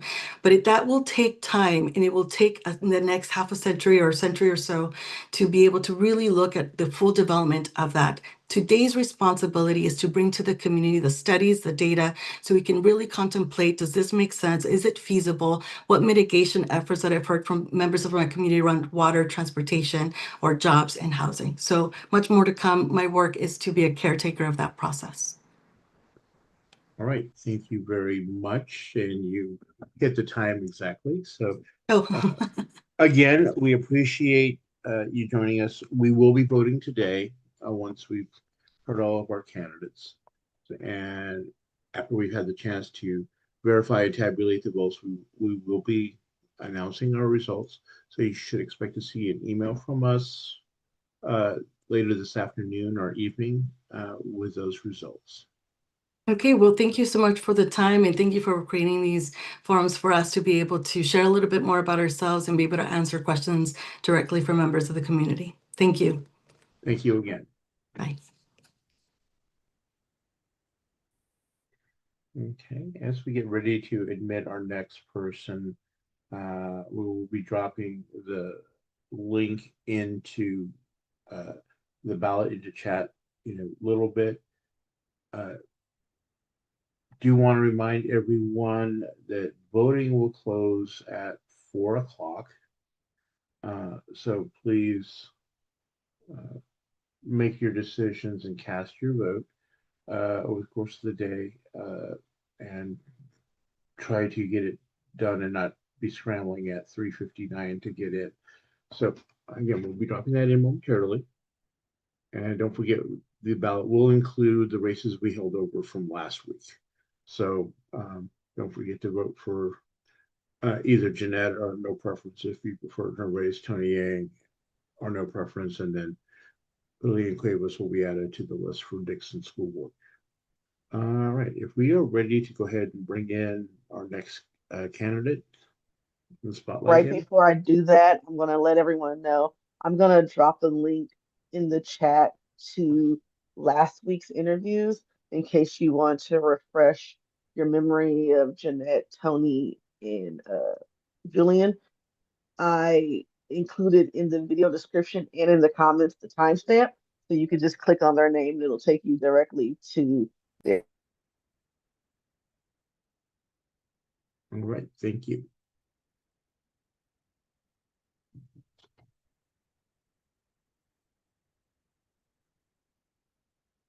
All right, if we spotlight our next contestant. All right, council member Amit Pal. I'll give you the same spiel I've been giving everyone.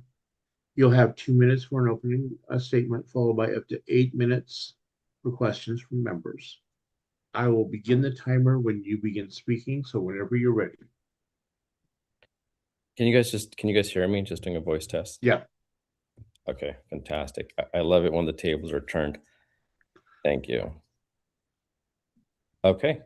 So a little bit about myself. As I walk through this process, I really want to share what I haven't shared other than one time publicly. My family is a product of illegal immigration that my family members crossed to the Mexican borders and worked in the Central Valley.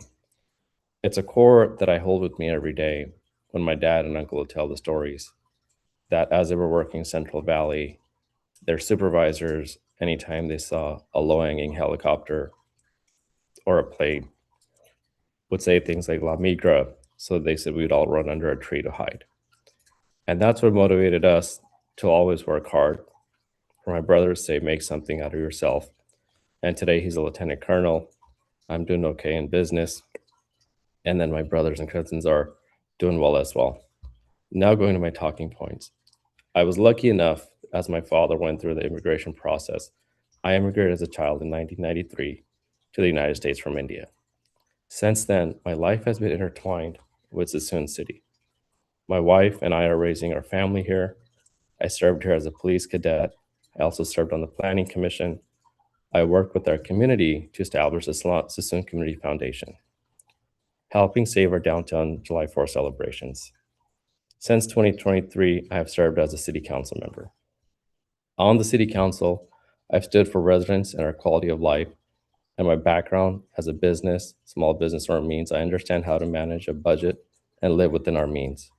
I helped bring one of Solano County's first entertainment zone policies to Suisun City to revitalize our downtown restaurants. When our garbage rate contract was up for renewal, I successfully pushed for an open bidding process, saving money to our residents. I'm committed to protecting Travis Air Force Base from any encroachment. As your mayor, I'll continue to stand up and fight for Suisun City's residents and interests, rather than allowing special interests to determine if and how our city expands. Okay. I'm currently being endorsed by Councilmember Washington, Councilmember Shepherd, California State Treasurer Fiona Ma, former Member Pete Sanchez, and former Councilor Mike Segala. All right, thank you. Let's get on to our questions. First question we have is you are on record as having endorsed Republicans in local races, including most recently Amy Sharp running for the Board of Education. Why would you choose to endorse a Republican over a qualified Democrat in a contested election? So I'll take the two parts of the question. First part is when I look at it from the Asian community, and as a leader in the Asian community, we come back with the values, right? Going specifically to Amy Sharp, I have known her since I was 16 years old. There were some obviously friendship, things of that nature. And, you know, she aligned, she was there during 2020 when Asian hate was happening. She showed up in March with the community in Sacramento and also helped us here locally as well, along with a host of other folks. But just for the record, I have never endorsed a Republican at the state level or any federal level where it's mattered. Actually, I've done the opposite to make sure we do get our state elected officials into these offices where it matters the most as well. Okay, next question. Do you support the California Forever Suisun expansion? So being on the city council, I have to be a bit cautious in how I answer this. I've said this to folks, as a businessman, I'm always looking to see where this goes. What I do have concerns with is I do not like how outsiders come in from my vote to expand, to look at the opportunity for exploration of how this has been panning. I do not want to give up local control. You know, I do not like how we get outsiders saying, hey, this is what we want, but yet things are different for other developers than this developer. So it needs to be equitable. But I'm waiting for the EIR. I want to see where the water is. I want to, same question I've asked others, the sewer, right? Impact to Highway 12.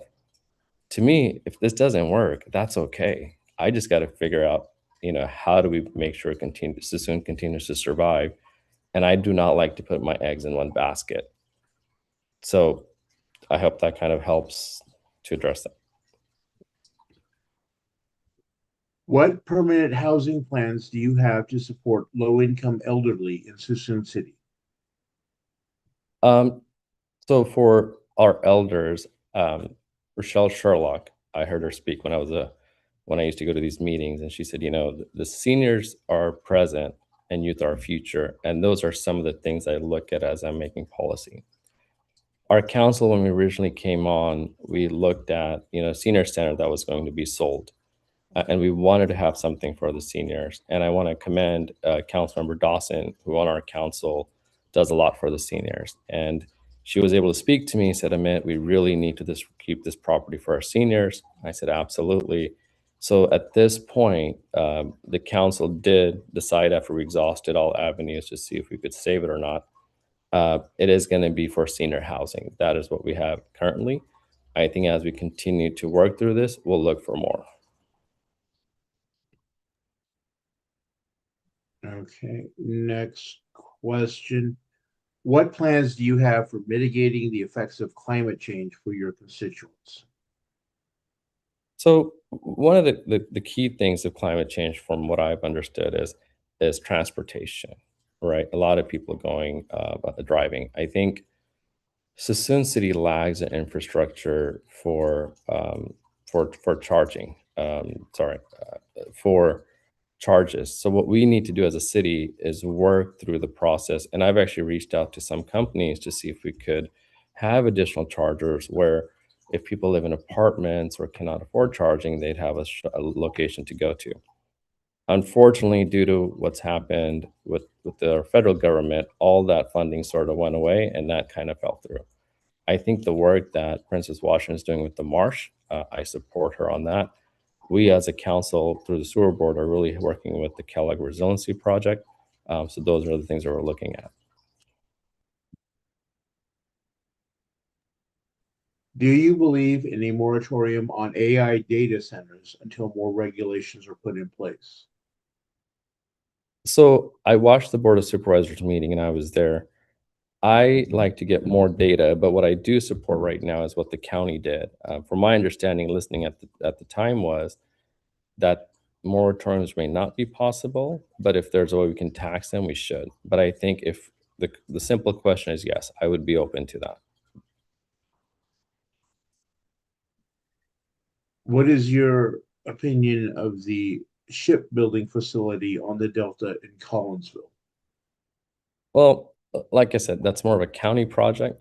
Where I stand is we should explore it, but not forget what we currently have. So Mare Island was historically, excuse me, the shipbuilding. We should look at what Mare Island would play part in it. And once again, I'm still waiting for the EIR reports for the shipbuilding. Does it make sense? Does it make what environmental impact it will have? Are the job numbers there, things of that nature. So I'm open to it, but I'm looking at all of the data at the time being. Do you agree with having your city manager so vocally supporting California Forever? Are you guys talking about the text message I'm getting today from the comments that happened? I have to be cautious. I think if staff wants to run for politics, then they should run for politics. Staff should generally stay in their lane. I hope that answers your question. Okay. What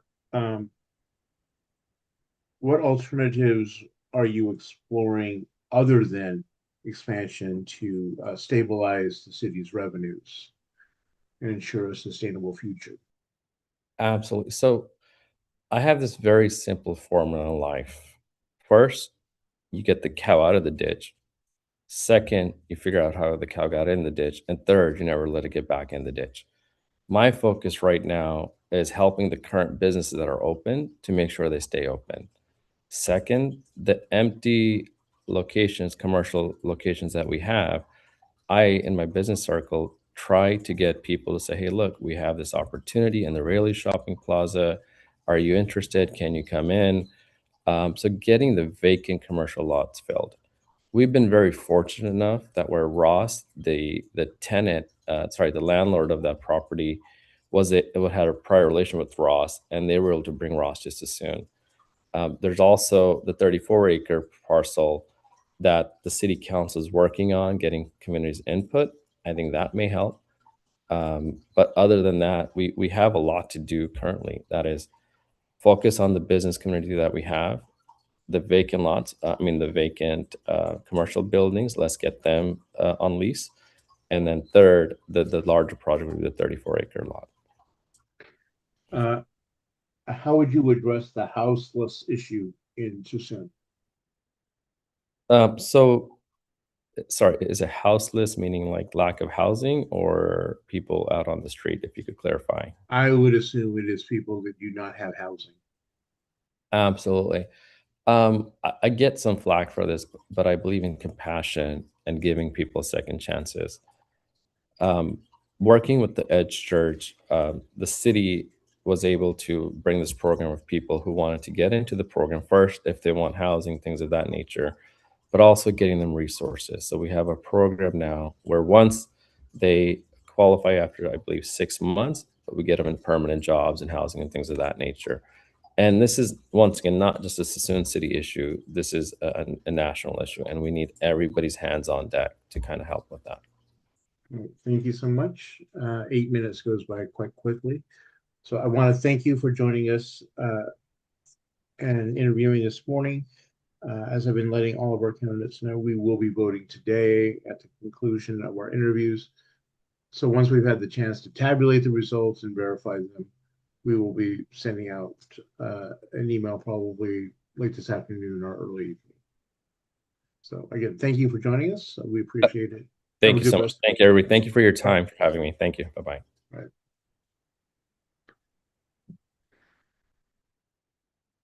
Okay. And we are ready to bring in our next person and spotlight Councilmember Chapman.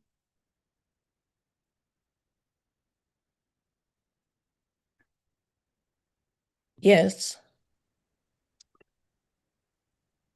All right. Welcome.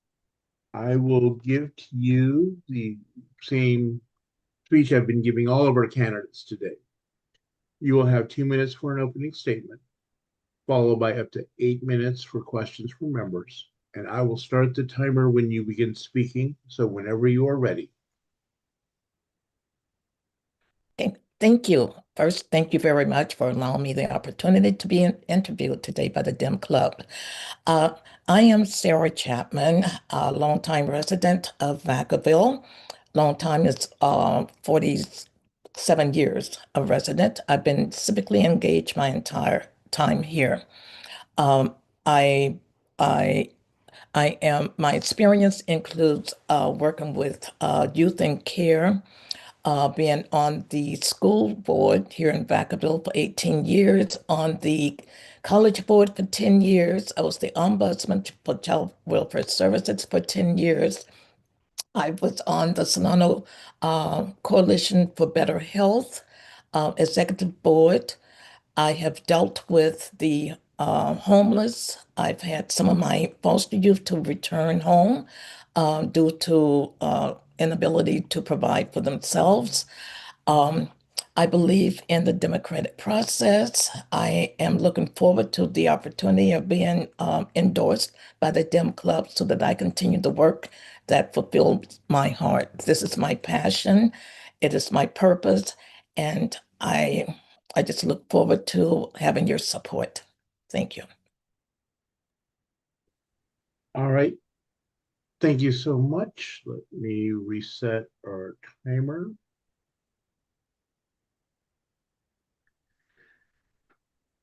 First question I have is, what is your opinion of the shipbuilding facility on the Delta in Collinsville? Okay, I do not support the shipbuilding being proposed in Collinsville.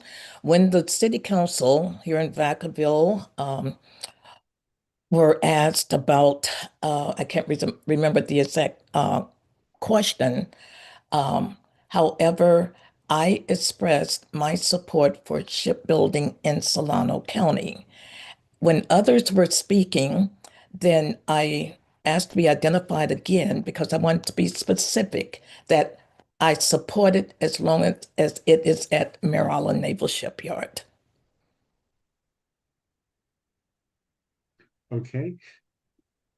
Next question is, would you support a moratorium on data centers in Solano County pending the development of more regulations?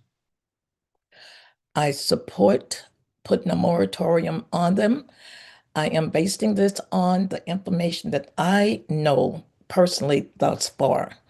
And what information I know is what other cities and other states, other areas are doing in regards to data centers.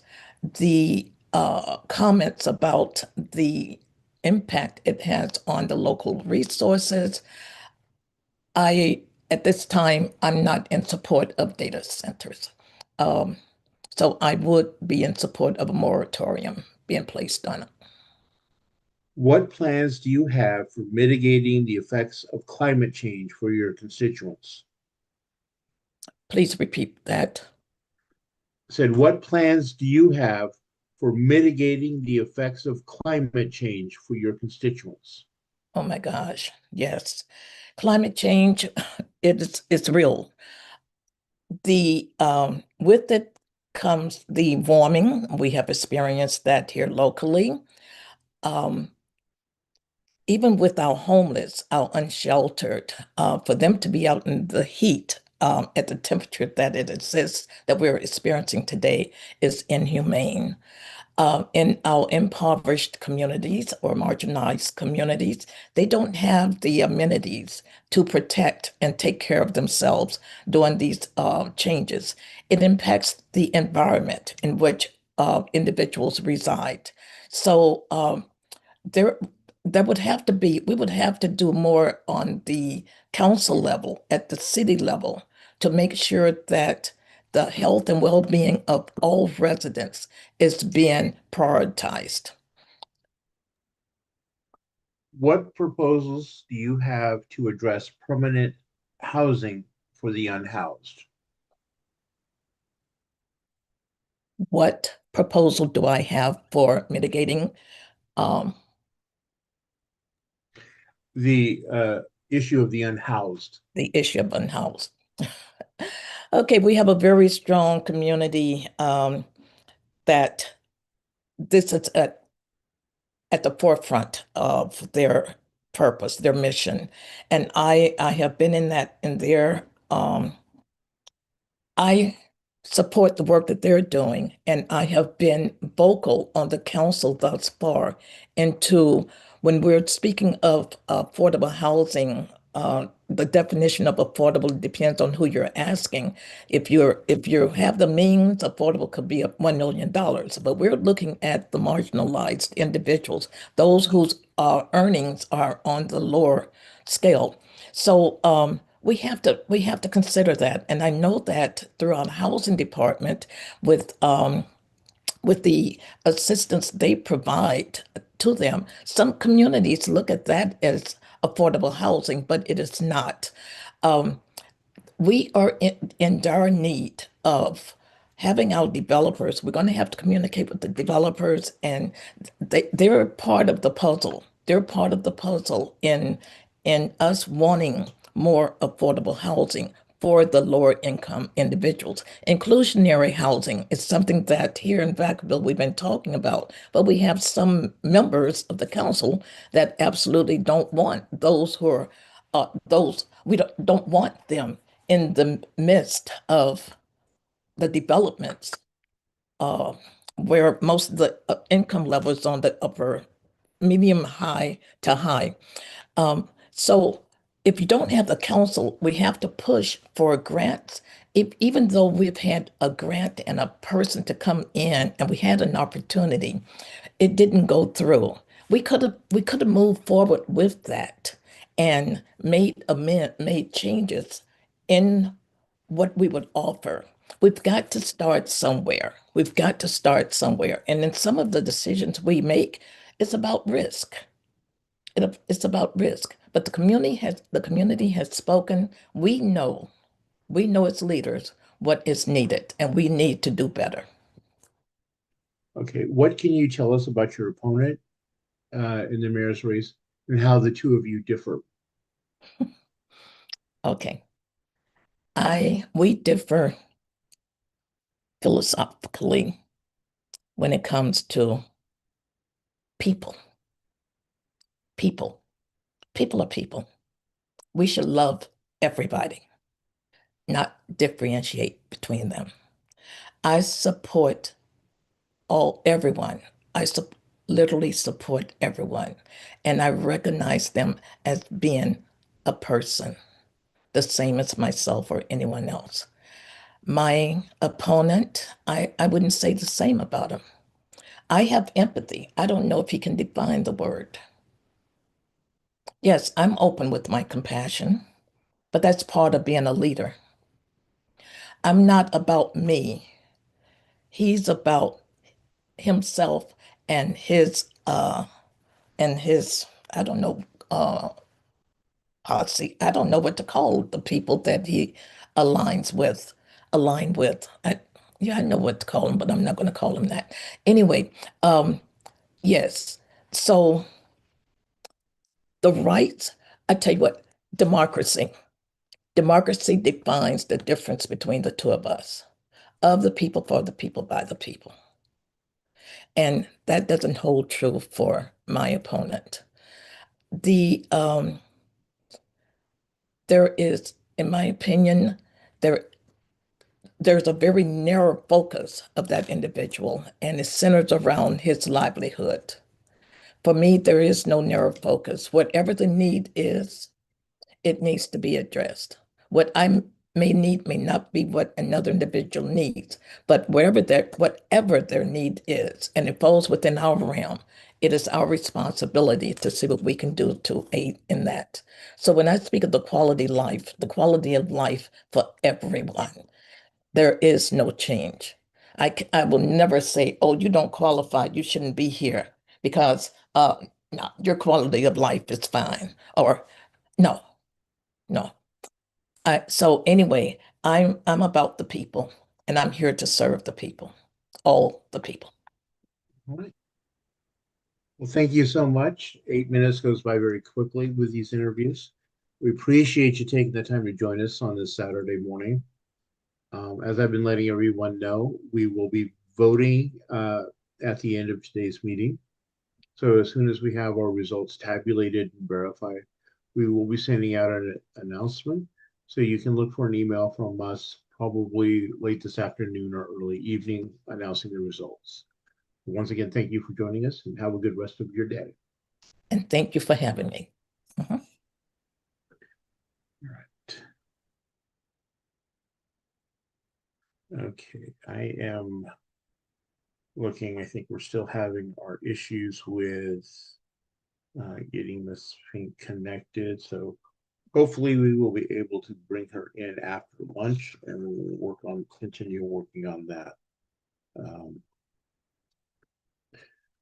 We want to once again remind everyone that your ballot should contain not only everyone who is appearing before us today, but the races we held over from last weekend. Tony Yang, Jeanette Wiley, and William Cuevas in Dixon. So please, again, refer to the interviews that Amber has dropped in the chat and shared with us if you need to refresh your memory as you prepare to vote. And with that, just looking, I don't see anyone. So I think we're going to go ahead and move early to our lunch break. Please rejoin us shortly before 1. Give yourself the grace of that last 5 minutes to make sure everyone is connecting and on. And thank you again for being with us this morning. We will see you about 12:55.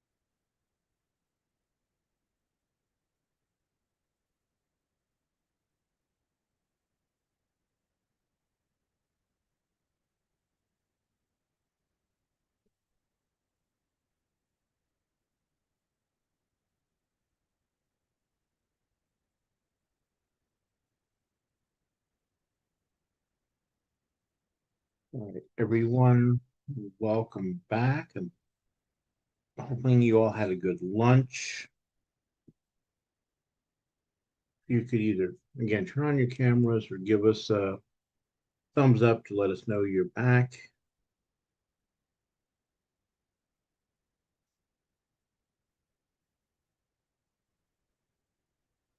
So then, good, good, good.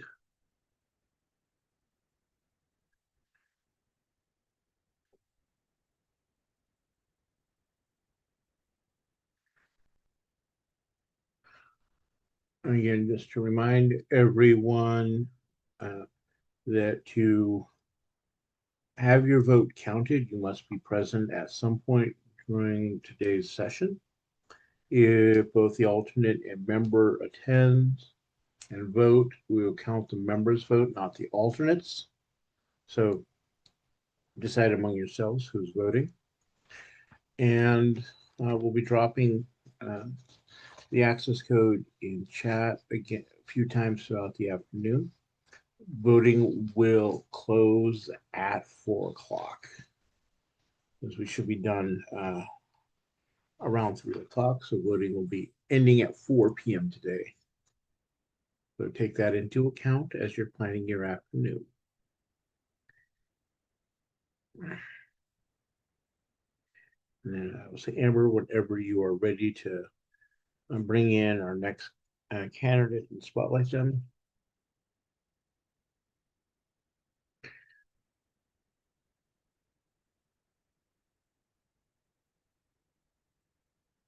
So we are hearing from, for the County Board of Education, Kathryn Kedarisetty. Did I pronounce that somewhere close to correct? Yes, perfect. All right. I will tell you, as I'm telling all of our candidates today, you will have up to 2 minutes for your opening remarks, followed by up to 8 minutes for questions from members. Okay. I will start the timer whenever you begin speaking. So whenever you're ready. Okay, thank you. Hello, everyone. Thank you for having me. I'm Kathryn Kedarisetty, but my students call me Miss K. I'm a 5th grade teacher, a teacher leader for my district, and I am running for Solano County Board of Education Area 6, which covers Southeast Vacaville and Dixon. I am, sorry. I have been in the classroom for about a decade now, and that is the foundation for why I'm running. As a part of my school's leadership team, I am used to bringing students, families, and my fellow educators into the decisions that affect them. I have also worked in collaboration between my school district and Sac State in order to train new and veteran educators, and that experience has shown me how much stronger our schools are when we work together in collaboration instead of in isolation. I am also the girls soccer coach for the 4th and 5th graders at my school, where I work hard to train or to teach my players confidence, resilience, teamwork, and to strengthen their ties to the community. This race is personal for me. I am a product of Vacaville Public Schools from Cooper Elementary to Willsiewood High School. They led me to UC Davis, where I earned my bachelor's degree in psychology, my teaching credential, and my master's in education. It's also where I met my husband, and we decided to move back to Vacaville to be close to our family and to be in the town that shaped me. Here's why I'm running right now. Right now, our current Area 6 trustee is the only public educator on the county board, and she has chosen not to run for re-election. Now, I want to be very clear. She has poured a lot of passion into this work, as have her fellow board members, but this is about what happens next. When she leaves, there will not be a single public educator's voice left at the table, and decisions about special education, charter accountability, and holding our superintendent to account are too important to be made without someone who has worked in public education. I also want to be clear that I am a teacher, not a politician, and that I am running because I believe my teacher voice can add value to the county board. Thank you. All right, thank you so much. And let me reset 4 questions. All right, the first question we have is, what will you do to ensure that the county Board of Education schools take into account the issues of climate change and mitigating the effects of climate change for faculty, staff, and students? So as a teacher, I love to make sure that I am making a difference in the world by teaching my students why these things matter, why climate change matters, what can we do to help, and giving them the tools they need in order to actually make positive change. And so I would want to make sure that our county board is working with the school districts to make sure that we have programs that are addressing climate change and other positive actions that our students can make, and how they can be involved in the community. And then I would want also to make sure that our budgets are covering facility choices that are not going to contribute to climate change and that will actually have a positive effect. What proposals do you have to address the resource needs of unhoused students? So unhoused students are one of the populations that we are serving on the county board. And so I would want to make sure that we have the proper procedures and resources in place for those students, and that those students can actually access those resources. And so I would want to review our data, see where the unhoused populations are coming from, see what ties the community we have there, and I would work hard to work with the other county educators in order to make sure that we are actually providing the services that our students desperately need. Okay. Tell us about your position on the encroachment of charter schools. So as a public educator myself, I am invested in investing in public education. I want to make our schools destination schools where families want their children to go. And if we're losing enrollment, then we're losing those funds while still having the same costs. And so my priority would be investment in public education so that we can, again, make our schools places where we actually have all the resources that our students need, our families feel supported, and also not just our families and our students, but our fellow educators, because we want to have investment in public schools so that we can recruit and retain those high quality educators and not lose them to the profession altogether because they don't have the resources they need to be successful. Would you support a climate action resolution for the County Board of Education and the various school boards throughout the county? I would absolutely support that. And I would also love to get students and families involved in that as well. I know my students, I personally teach them a pollution unit, and that gets them very excited about fighting climate change. And so I would bring all of the stuff that I use in my classroom and try to use that to help encourage the county board to adopt that resolution and then also to support it going forward. How should curriculum be changed so that our children are ready to succeed in the 21st century? So I believe it really needs to be centered on empowering our students. And so my philosophy when I'm teaching is making sure that I take the curriculum and I also make it relevant to our students. They have to care about it in order to be passionate enough to want to make change. And so making sure that our curriculum reflects our diverse student population, making sure that it has topics that are relevant to them, or making topics relevant to them by showing them how those topics can actually affect them. And then building on that motivation to actually create change makers that are going out into our communities and making our communities stronger.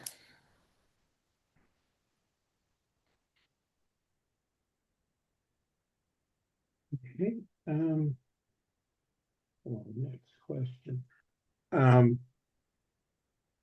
What can the County Board of Education do to make sure that our schools are inclusive and welcoming to all students, regardless of background or economic circumstance? So one thing we can do is make sure that we are actually implementing safe haven school resources and making it very clear that we are safe haven schools. So it is a legal requirement now for us to be safe haven schools for immigration. And I know that the county board has made announcements about that and has provided links to resources, but I want to make sure all of our school districts are also doing that as well. And like at my school district where I work, we're a safe haven district, not only for immigration, but for LGBTQIA plus students. And so we have posters up that show that we are allies and that we're a safe place. And we also like have programs that support our students. And in my own classroom, I make sure that I have books everywhere that show our diverse students and celebrate their differences and they create an inclusive space. And so I would want to encourage our school districts to do the same. And I know we could also encourage the county board educators to do that in their classrooms as well. Okay, following up for that, what sort of teacher education or professional development would you support to promote inclusive, welcoming classrooms for our students? So I would encourage programs like the one that I did with Sac State. So my district works with Sac State, and it's a E2C2 collective, equity and excellence, and change collective. And we work to make sure that teachers understand the history of education and of racism and sexism and just all the isms, and make sure that we are aware of the barriers to success for our students. And so I would like all teachers to have that education background. And then on top of that, teaching them how to make our curriculum more inclusive. And so one way that we teach educators to do that in the classroom is through counter narratives. And so not just teaching the dominant narrative that most people in the public know, but teaching them teaching them about historically silenced voices. And so I want all educators to know the history. I want them to include historically silenced voices in their classroom, in their lesson plans. And then I also want them to use that knowledge to identify what barriers there are to success for our students, especially when it comes to discipline, and then use that information to actually make positive change in all of our schools. All right, and that takes us to the end of our time. So I appreciate you joining us this afternoon. I know you had an event this morning, so I'm sure it went well. And we will be voting at the end of today's meeting, and as soon as those results are tabulated and verified, we will be notifying candidates. So expect to receive an email from us this afternoon or this evening, letting you know the outcome. And again, thank you for taking the time to be with us today. Thank you for the opportunity. All right. Our next candidate is Judith Lerner, who is running for the Vallejo City School Board. So if we can bring her in and spotlight her.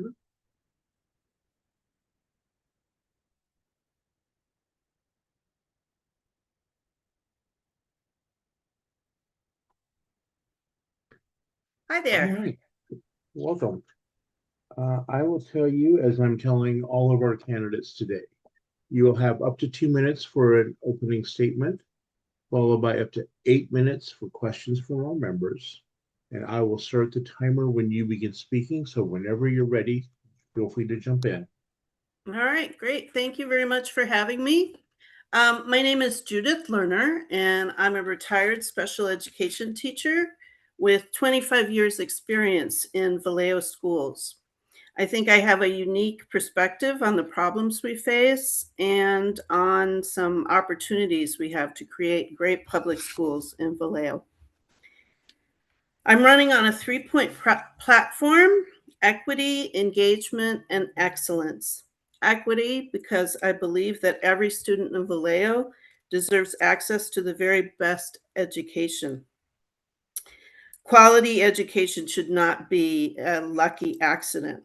We need to serve every student in this wonderfully diverse city, providing the very best support, meeting needs, while holding high expectations for all learners. Engagement is the key. School climate and school safety improve when students and families feel welcome and at home in our schools. Educational outcomes improve when we work together and bring the community into the schools.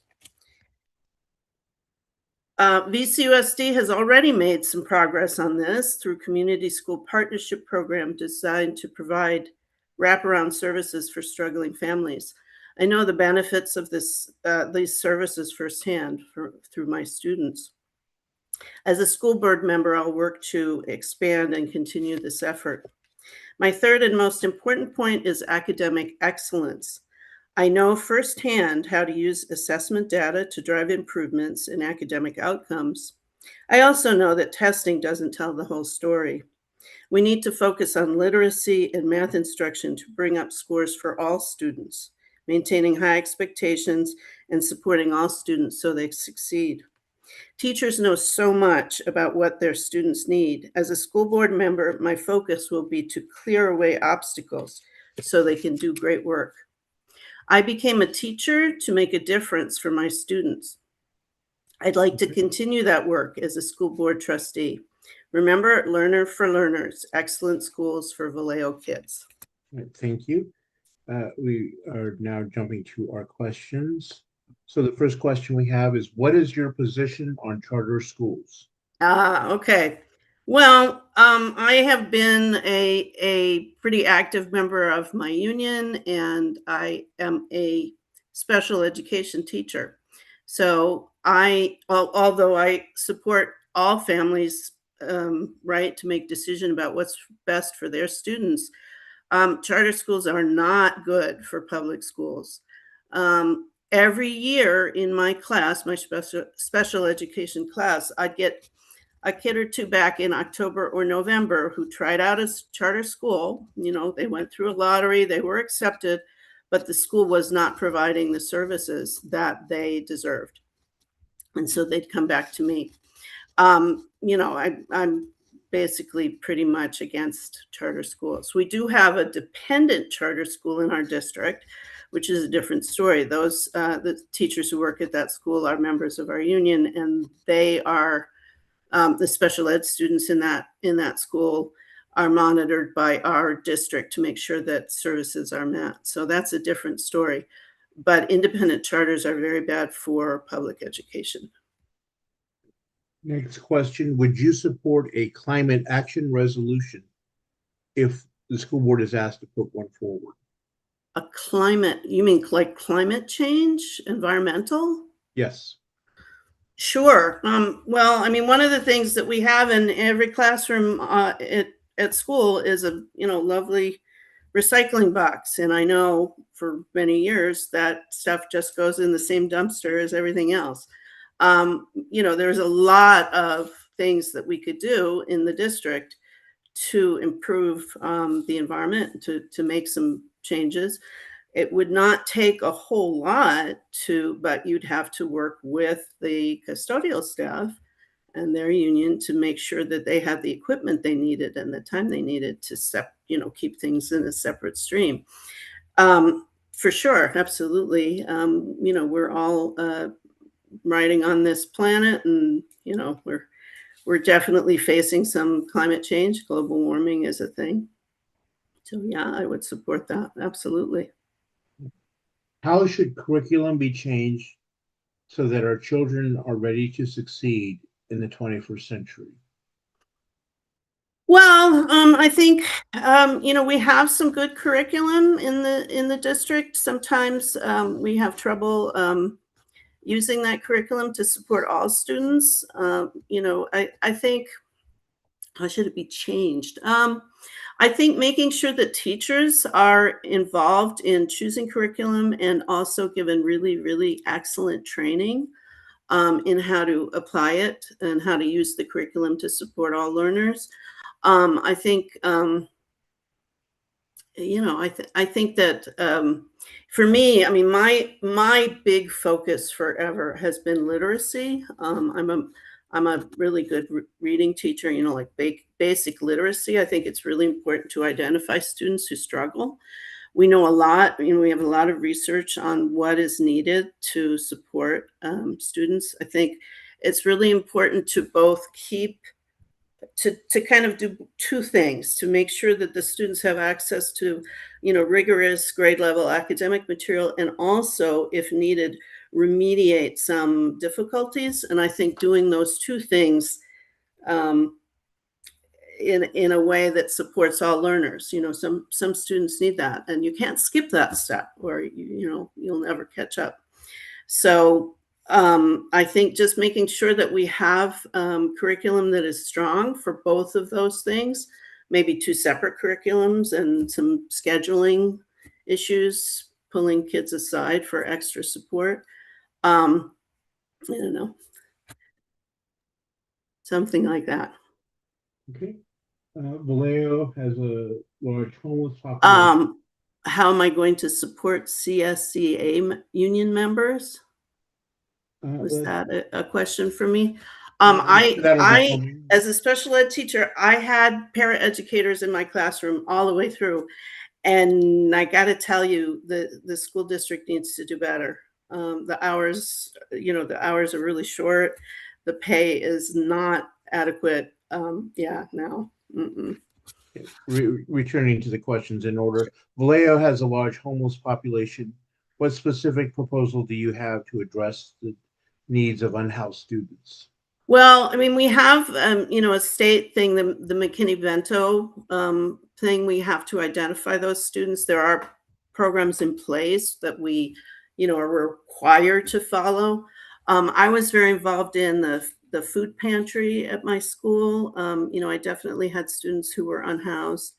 We had a food pantry, we had a clothes closet, and so on. So meeting immediate needs is huge. Identifying those students, making sure that we get those wraparound services. I was lucky to work at Hogan, and we were part of the community partnership program.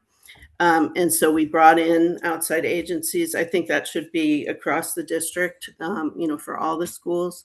I also, in my, outside of teaching, I have some connection with homeless advocates and so on. It's a huge need. There are a lot of students who are either homeless or have, homelessness adjacent insecurities about food and, temporary housing and so on. It's a big deal, and it absolutely affects people's, students' ability to succeed in school. Okay, Vallejo schools have problems, real or perceived, which affect the community, as schools are a major factor in people's decision to move here. What would you do to fix this? Well, I think there are some problems in the school. There's no, I'm not going to say that, the schools could not improve. They absolutely could improve, and I aim to work on improving them. I also think that we have some of, some perception issue. I think we need to make sure that we celebrate what's going on in the schools. There's some amazing teachers doing some amazing work. It's a difficult problem. I think bringing people into the school so they can see what is going on, so we can, include more support from the community, work with the community, bring people in, improve communication with families and with the community. It's a tough one. How do you feel about the desire of some parents to transfer their students to neighboring school systems like Benicia Unified? Well, I think that is something that we've been working on.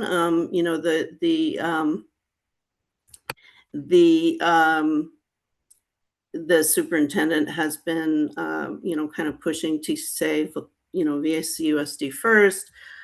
We have not been as quick to just approve things. One of the things that we're trying to do is make sure that we offer programs that, families say, well, my student wants to do band or art or, some program that is available in another district. And so their transfer gets approved in that way. So we're trying to bring, poll the community and try to get people to let us know what kind of programs they want to see and then offer those. It's a difficult one. I mean, that's part of what's going on with the declining enrollment, but a lot of it's demographics. I mean, we just have fewer students all around.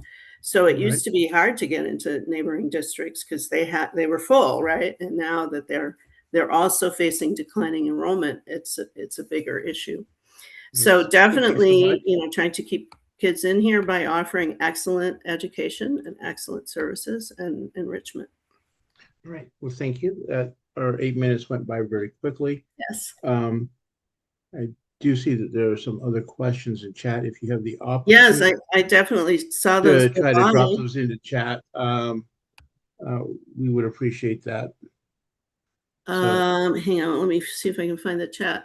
It's been a while since I've taught remotely. There we go. Slated to close more schools in 2 years. Yeah, I would please go ahead and type your so. responses into chat if you have them. Oh, okay. We thank you for being with us today, and we will be voting today at the end of all of our endorsements. So once the results are verified and tabulated, we'll be sending out a notice either this afternoon or evening. So we'll be looking forward to that email as we post our results. So again, thank you for joining us today. Okay, thank you. So will I have access to the chat? I mean, like, how does this, You should be able to access and respond to, just type your responses in the chat. Okay. All right, let's pull up our next person and have them ready to go. The spotlight, Mr. Martin. All right, there you go. How you doing? All right. Okay. Thank you for joining us today. I'll tell you, as I've been telling all of our candidates today, you will have 2 minutes, up to 2 minutes for an opening statement, followed by up to 8 minutes for questions from members. And I will start the timer when you begin speaking. So whenever you're ready, feel free to begin. Okay. I appreciate the invite. My name is Clarence Martin, longtime community advocate and parent volunteer leader within the school district of the city of Vallejo. And I'm here and decided to run so that I can impact more families with the grassroots campaign, people powered. I strive to hear from everybody. The people who are homeschooling their kids, the people who haven't put their kids back in school since COVID, the people that have their kids in school, and I plan on hearing what their thoughts are to help our city become better. Thank you.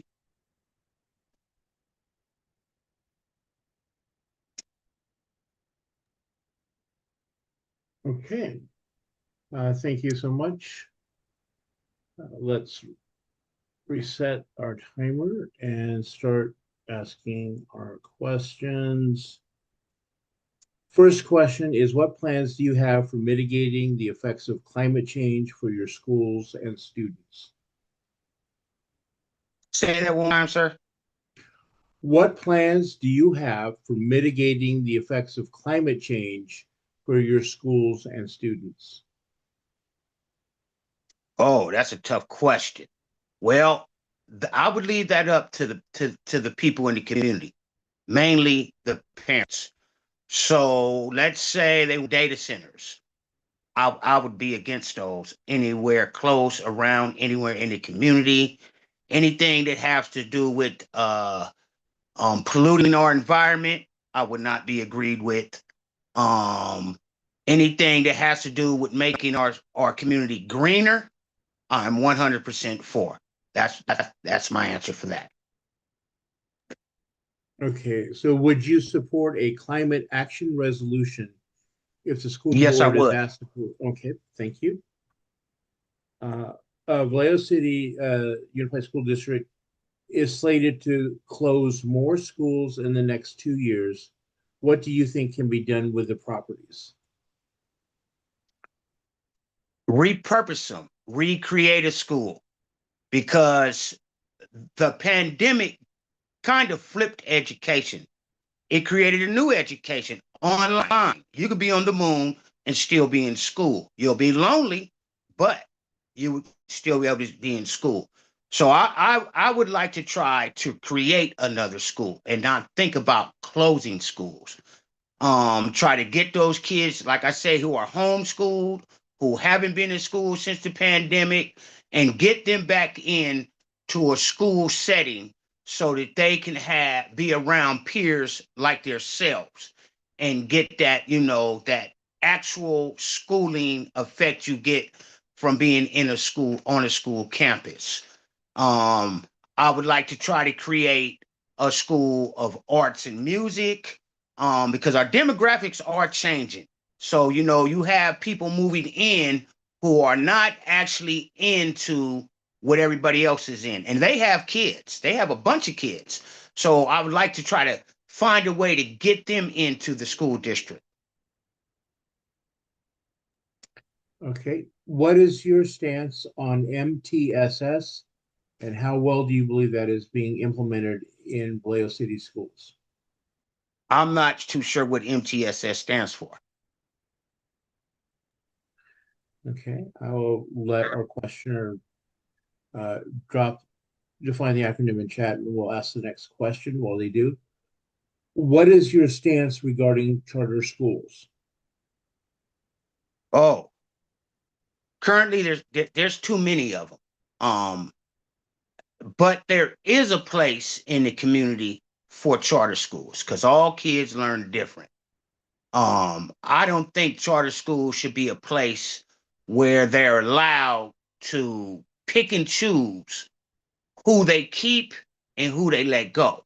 I think that there should be some rules in there to where if they got a student in there and once they are funded for that student and they put that student out of the school, that funding should follow that student. That's one of the things I feel about that. I don't believe we need any more charter schools. And if there is charter schools that are currently in our city who are struggling, I think that we should give them some kind of support, because they all may not be being successful. I don't know how open they are with their books. If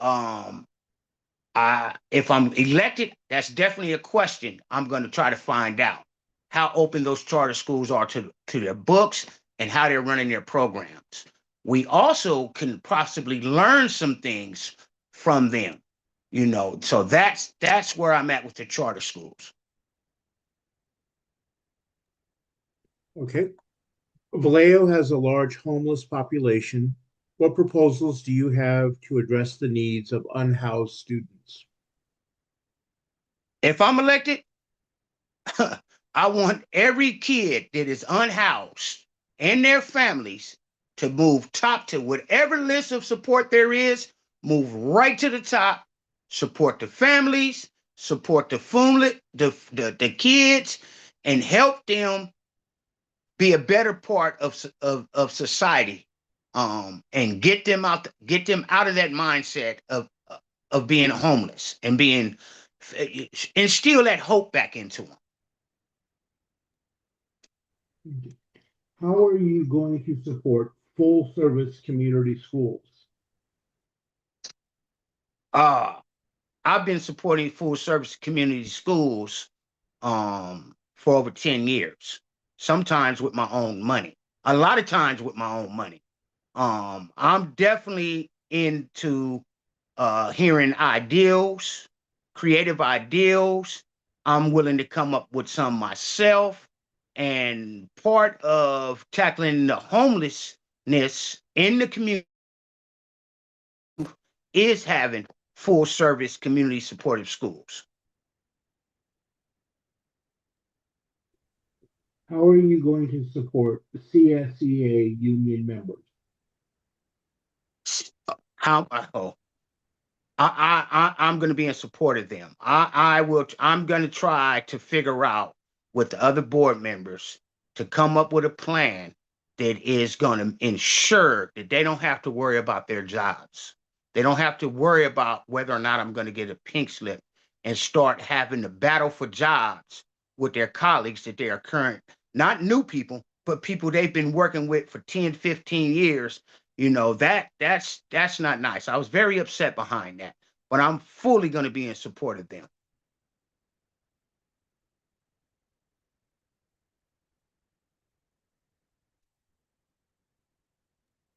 Okay. I'm looking. I think you've answered all the questions we have in chat.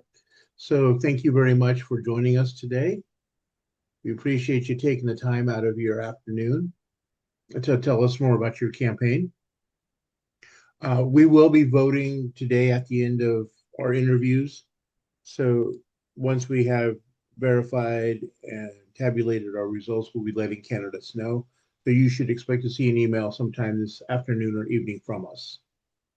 Okay, So, thank you very much thank you for your time. Thank you again. Okay, bye. All right.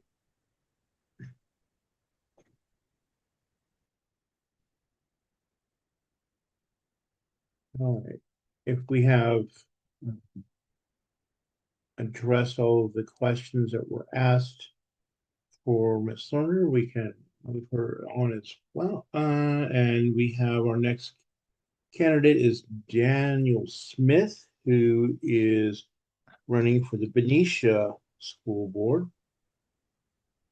Right.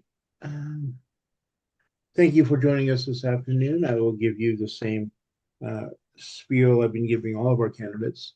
Okay. You will have up to 2 minutes for your opening remarks, followed by up to 8 minutes for questions from our members. And I'll start the timer when you begin speaking. So whenever you are ready. Okay. Hello, I'm Dan Smith, and I would like to represent the east side of Benicia, my home since 1988, on the Benicia School District Board. My record of service to the community as a lifelong Democrat extends back nearly those same 38 years, as does my marriage to Diana. My life kind of came together then. From 1990 to 2005, I served 8 years on the City Parks Commission and 4 on the City Council. Then, 7 years later, in 2012, I started a teaching career, something I had studied at Cal Berkeley and always contemplated doing. I've been mostly a substitute teacher since then, but I have a credential and taught full-time 2 years. I currently represent Benicia on, in those 2 years, I was represented by California Teachers Association, of course. I currently represent Benicia on 2 regional interagency committees, and I serve on the boards of 2 local nonprofits. I have an abiding love for this town and particularly the playground in City Park. Most importantly, I think my combination of classroom hours and experience with government and budgets will benefit our schools. So that's why I'm running. I'm happy to answer any questions, even if they seem personal. I have no secrets. All right. Let me reset our timer and begin asking our questions. Would you support a climate action resolution if the school board is asked to put one forward? It depends on how it is phrased, but I can hardly imagine not supporting it. Climate change is an enormously important subject for people of my age and your age, and even more important for our students. Okay. What plans do you have for mitigating the effects of climate change for your schools and students? I am not aware what effects climate change is currently having on school-age children. I think it is something that needs to be taught in our sciences. So that's basically, actually yesterday I taught 4th grade and they had a unit about energy science. And I emphasized to these students how important this is going to be in their life and the differences between renewable energy sources and non-renewable, and in particular fossil fuels. Okay. Most of the new housing development is going to happen in your area.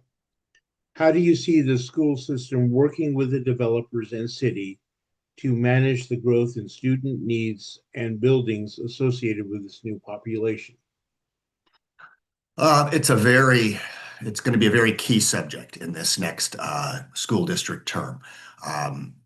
Because we have declining enrollment right now, but it would be extremely unwise for us to close a school in response to that because we do have this anticipated growth. And in particular, on the east side, I have long been saying, and I testified during our housing plan, that I am really concerned about the impact that is planned of the development that is planned for our east side. On the infrastructure, we are an old town. We have ancient infrastructure in many places, and that's one of the oldest parts of town. And in particular, students are going to have to travel through the intersection of East 5th and Military, and I am firmly convinced that that could easily be overburdened and cause tardiness and perhaps even absenteeism. So we really are going to have to manage that growth through cooperation with the city and communication.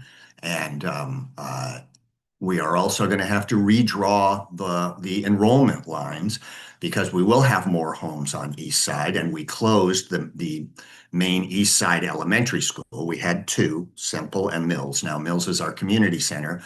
They will still be attending Semple, but Semple may need some investment in order to accommodate the new populations that are going to join Benicia. Okay.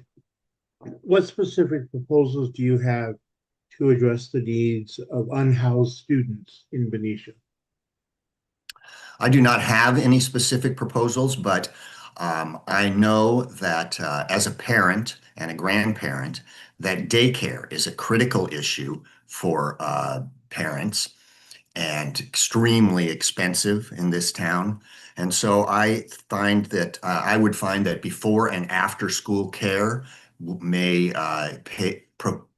be key for homeless students and for their households to be able to bounce back. I would, meal programs are also extremely important for low-income students. And of course, if you are unhoused, that's one of the issues. So I would be in full support of adding meal programs as well as before and after school care. Okay. What is your opinion on the encroachment of charter schools?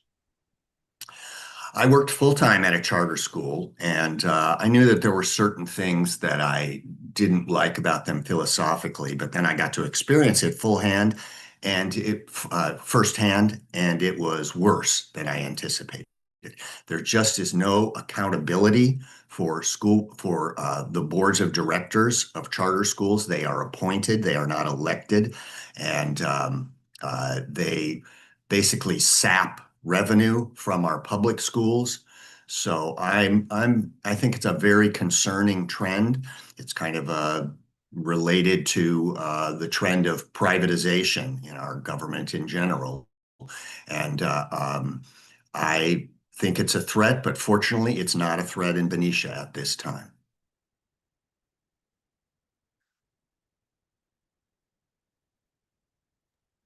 Okay, a broader question. What would you do to make our schools greener? Leaner, is that what you said? Greener. Greener. Well, just as teaching energy science is extremely important for students of the current generation, so we'll be teaching about the waste stream. And so many schools already have recycling programs, but I was dismayed in teaching in Benicia schools sometimes that they weren't more efficient and widespread. So I would like to see that expand. I would like to see, students get a little education about what happens to things that they throw away, and about the plastic islands in the Pacific Ocean. A lot of students are, aware of this, but some are not. And I think it should be pretty much mandatory elementary school curriculum. Okay. What proposals do you have to improve curriculum to make it students ready to face the 21st century? We have a very good school district. I am not planning drastic changes. For example, we have switched at the high school from teaching French to Mandarin because that is more relevant, unfortunately, perhaps, in our modern day. If you're going to in the workplace, it's extremely useful to, as it always has been, to speak Spanish, and now it's extremely useful to have some background in Chinese. So that's one example of how we can respond to students' needs. Students, in a way, get to vote for what kind of curriculum they want to see, because if they don't sign up for classes, then the classes don't stay. That's what happened with French. So I think we have to continue to listen to students and observe where the job markets are going. I have always felt that in addition to college, trade schools should be the value of trade school education should be emphasized. So I would, certainly encourage that in our career planning and placement curriculum. And we need to teach students the way to use AI. There are right and wrong ways to use AI, and students are experimenting with it all the time. I know, to the extreme that some students try to have AI write their papers, and fortunately, those are pretty easy to detect. So that's the wrong use, but there are many useful aspects of AI that students should be trained in. Thank you. Well, that 8 minutes goes by very quickly, so I want to thank you for joining us today. We will be voting on our endorsements at the end of today's session. So as soon as those results are verified and tabulated, we'll most likely be sending out an announcement sometime either later this afternoon or this evening. So you can look for that email then, letting you know the results of today's session. So thank you again for taking time out of your afternoon to join us. Thank you, Don. Thank you for the opportunity, committee, and I look forward to serving the community of Benicia once again. Okay. All right. Looking at our schedule, we have invited, we think we've fixed Ms. Fink's issues with her signing into Zoom. We've invited her to be with us at 2 o'clock. So I will say, let's go ahead and take our next break now. And then please check back in shortly before 2, say between the 1:55 and 2 o'clock hour. And hopefully Ms. Fink will be with us and we can hear her interview at that time. And so okay, that, everybody have a good weekend. I'll see you all in about 8 to 10 minutes.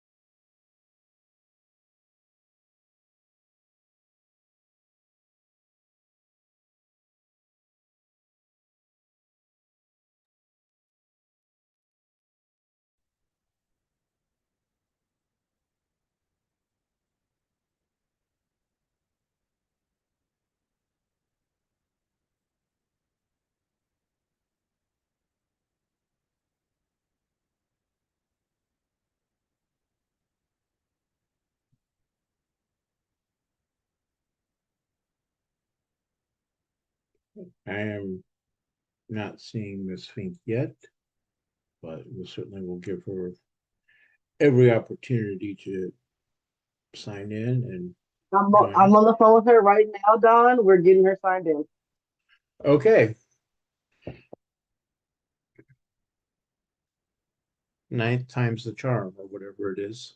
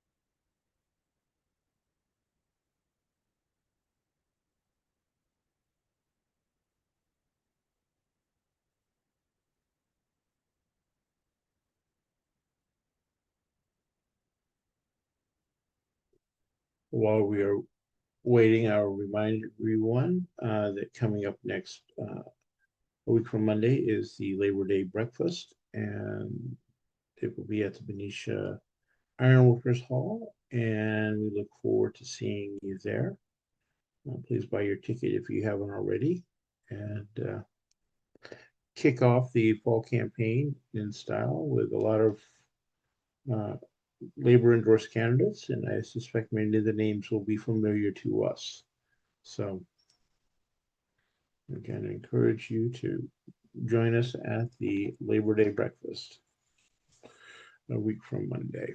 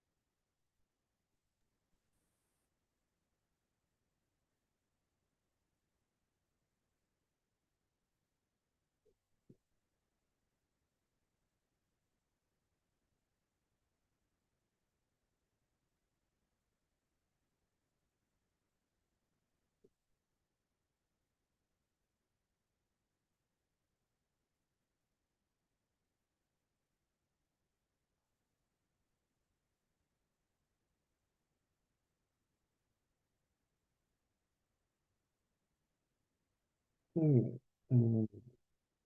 Going to switch things up while we're working on the issues for Ms. Fink and have Councilmember Panduro join us a little early. And so thank you for joining us. We appreciate you. Signing in early is why we can helps us take advantage of things like this. All right, I will give you the same speech I've been giving all day. You'll have up to 2 minutes for your opening remarks, followed by up to 8 minutes for questions from members.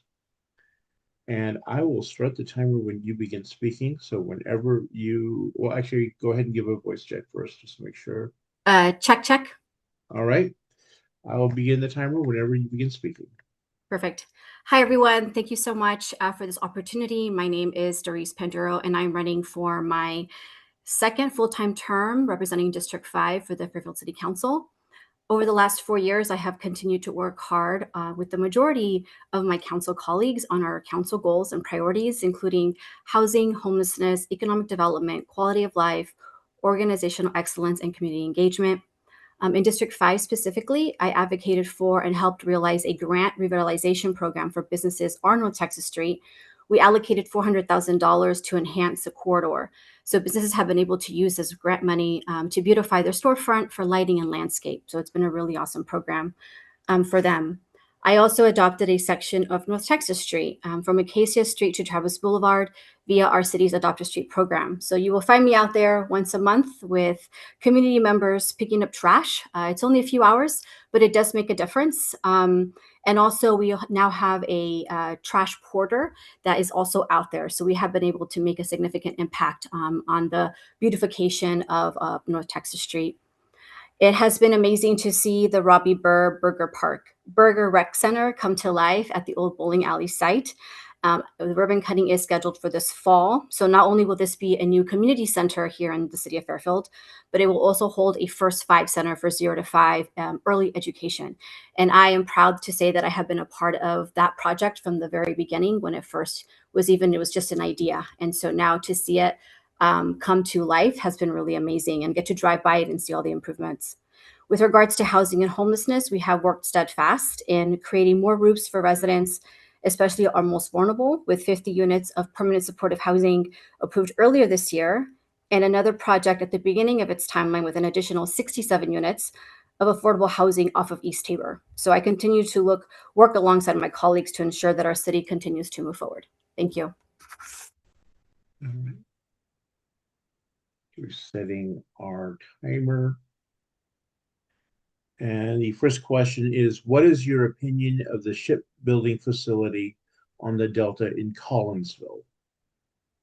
Yeah, so I know that's been a big topic. I understand that that area is zoned for shipbuilding, and I know that also our Board of Supervisors recently made a stance on providing it that legislation more guidance, and also wanting to wait and get more feedback and input from other stakeholders that could be impacted by this this industry coming in. And so I do support the Board of Supervisors stance that they took on Tuesday, and just looking forward to see where that goes next year. Would you support a moratorium on data centers in Solano County pending the development of state and local regulations? So correct. So right now I know there isn't currently any there is no application right now for a data center. Specifically, I'll speak to the city of Fairfield.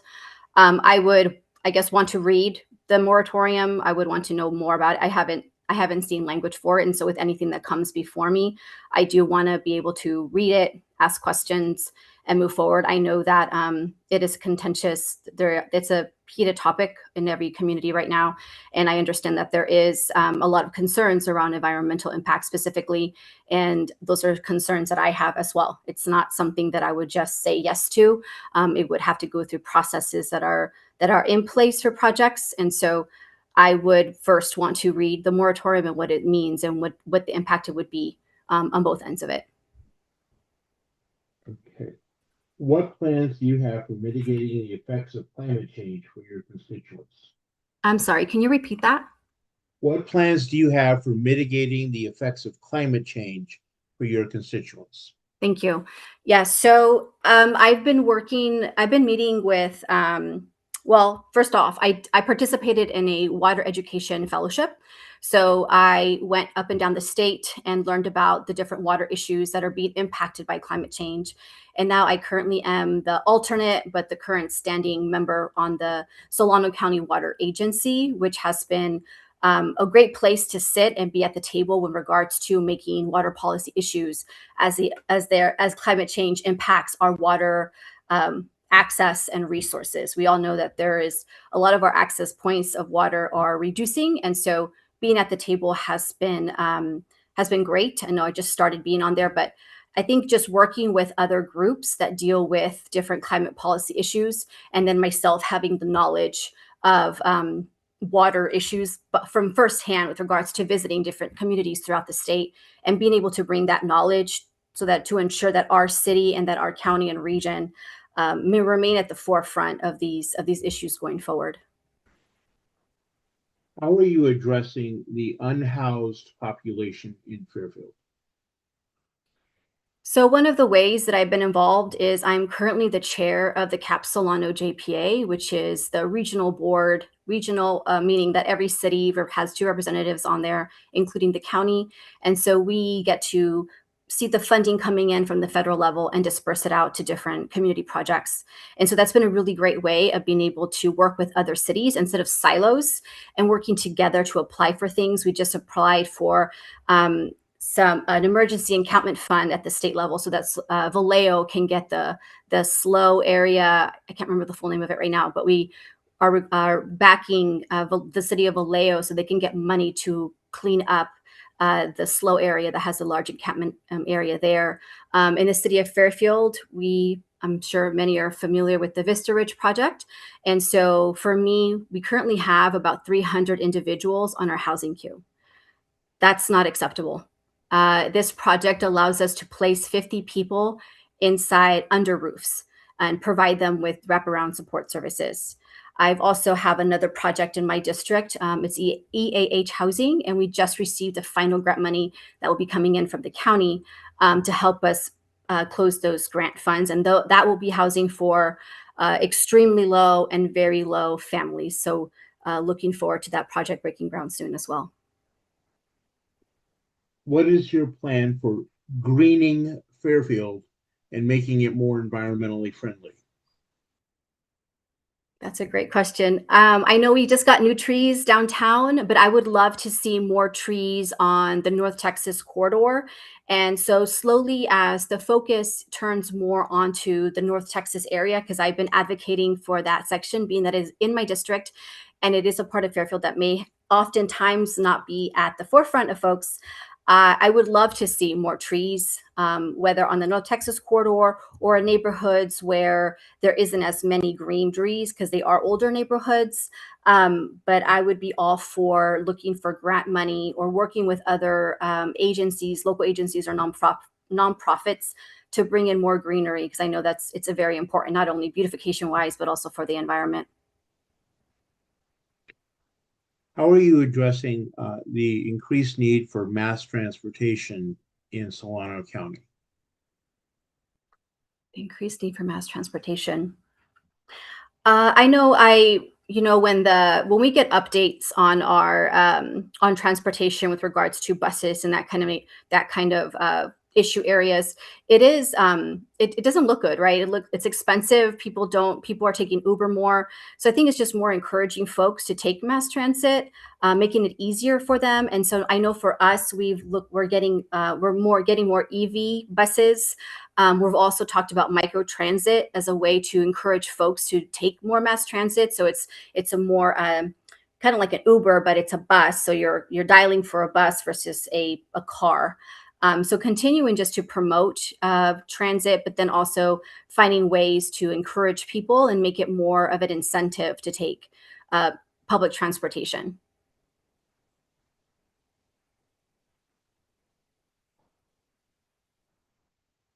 Okay, the next question is, what are you doing to increase the tax base and job creation within existing city limits in the city of Fairfield? Just for me, it's about being involved, whether it's with the Workforce Development Board, the Solano EDC, attending those breakfasts, asking questions, participating in the webinars. I myself, oftentimes go to the Chamber of Commerce's, specifically the Hispanic Chamber of Commerce. I'm a past president. And so working with them to try to promote what they're working on. A lot of times they are, providing webinars on getting certifications or training for job skills. And so being able to just promote those. I've been asked to speak at those kinds of events before. So always saying yes to any type of event that allows or encourages more workforce development. And then just doing my best to help folks connect to jobs. I get a lot of messages often of, hey, I'm looking for a job. And so being able to connect those folks to resources so that they can find jobs here within the city limits. Okay. What can the council do to bring more renewable energy into Fairfield for civic uses such as public lighting and infrastructure? Yeah, again, I think that those are all great things, and I would love to do more of those things. I think, again, just being open to those ideas and finding ways to get them done, to bring in those conversations, to have those conversations. One of our we have brought in some renewable energy, and it would be great to bring in more, to see more EV trucks, more EV buses, to have our public agencies be able to have more access to that kind of energy would be great. Right, thank you. And our 8 minutes has flown by, so I want to thank you for taking the time out of your afternoon to join us. As I've been telling all of our candidates, we will be voting at the close of today's meeting. So once we have our results verified and tabulated, we'll be sending out notices to the candidates letting you know of the results. So you should probably expect to see something sometime late this afternoon or early evening. Perfect. Thank you so much. Thanks again for joining us. And now I do believe we have actually Jewel Fink with us. So we will be spotlighting her.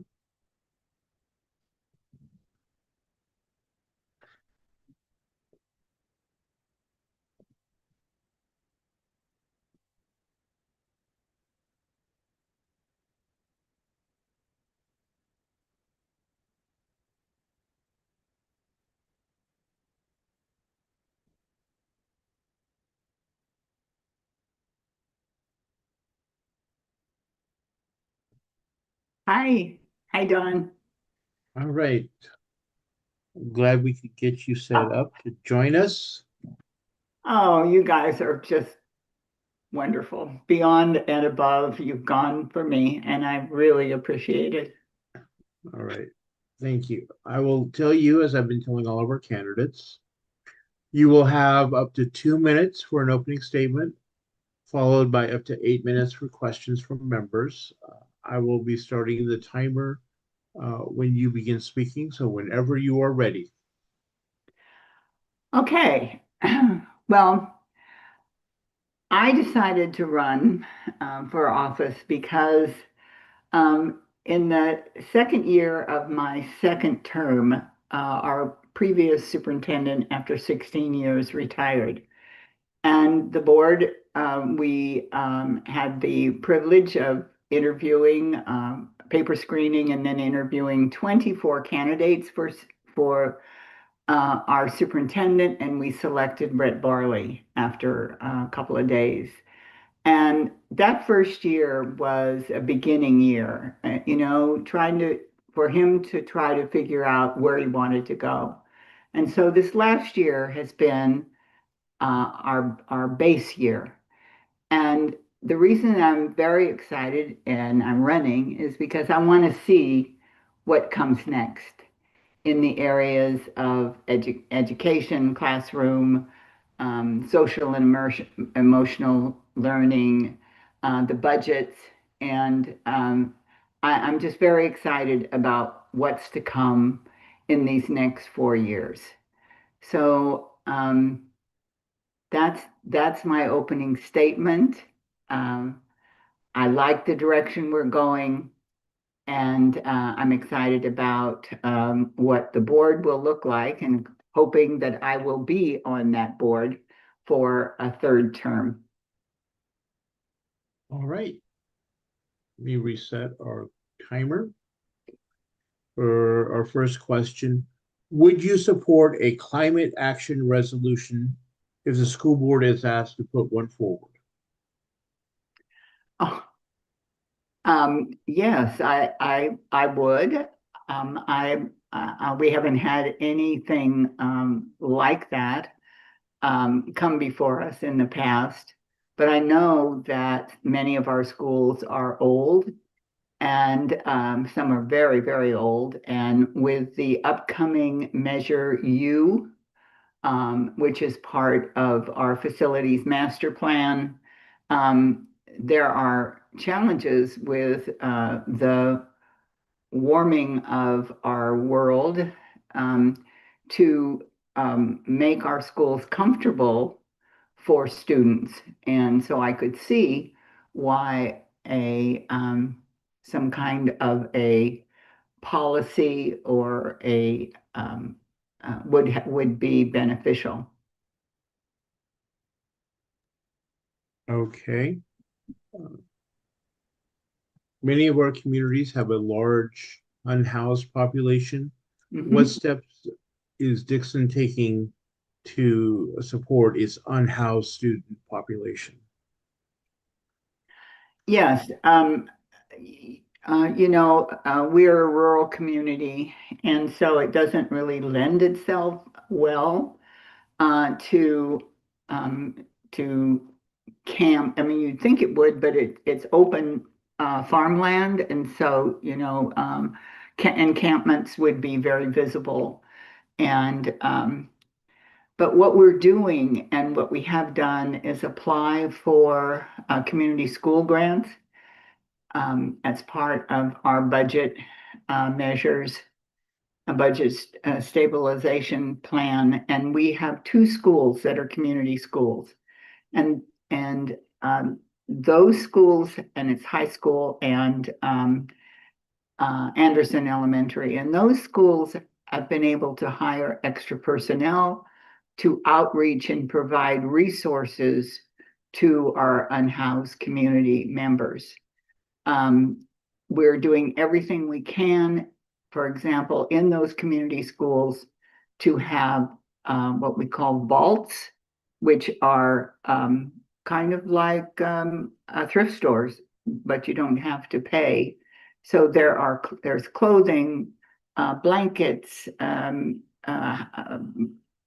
things that you would find at a thrift store, including toiletries and those kinds of things, diapers, for people that need it, and anyone that would need it, as a matter of fact.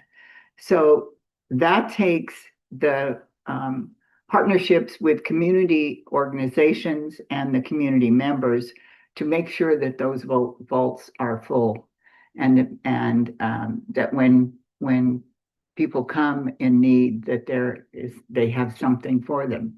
The other thing is, because we have 2 community schools, we are able to apply for additional community schools, which we are going to do this year, and hopefully be successful and have more community schools as part of our district.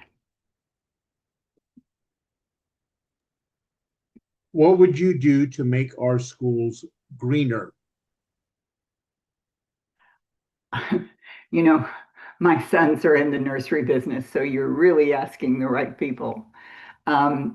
Greener obviously involves the outdoors, the planting of trees.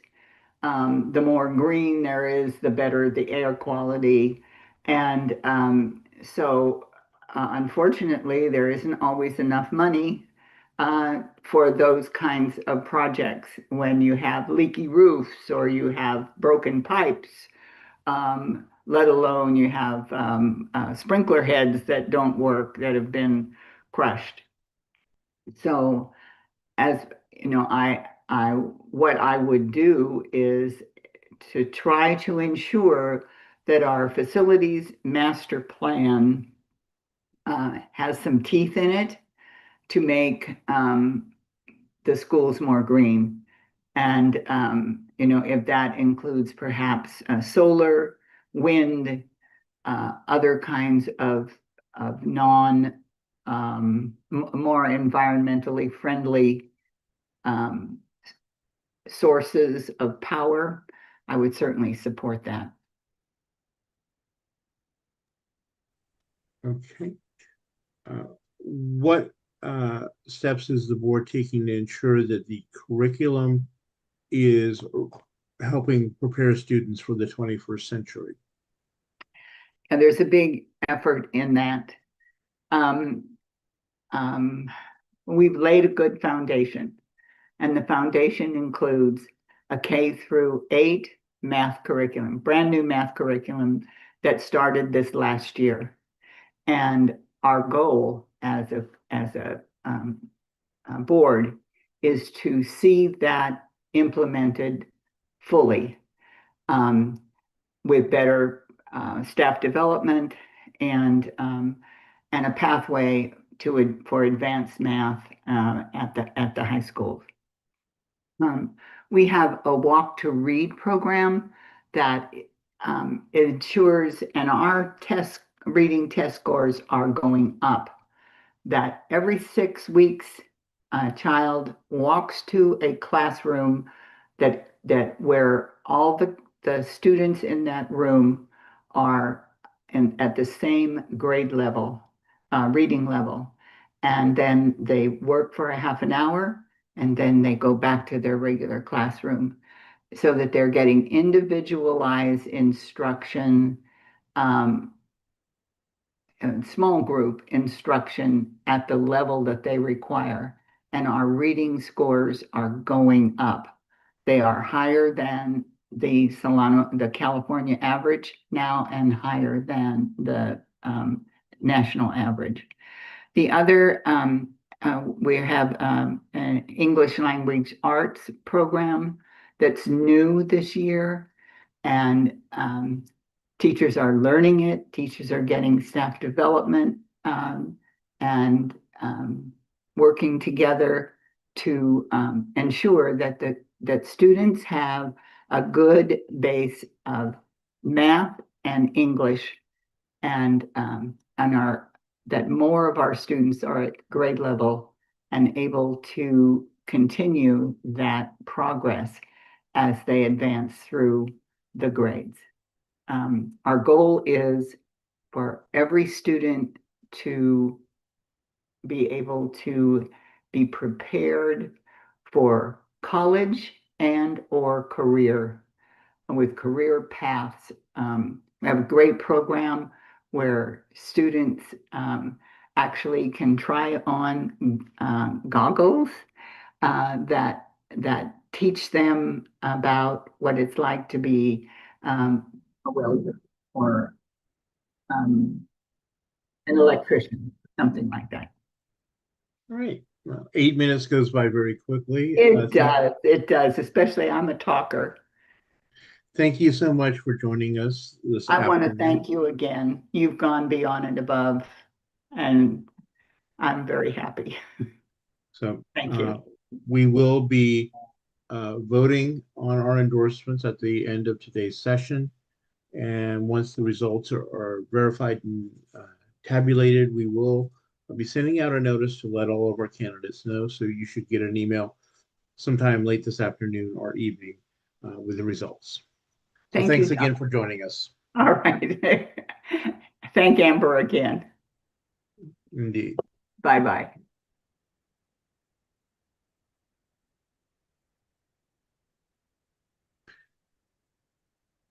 All right, so let's bring in our next contestant.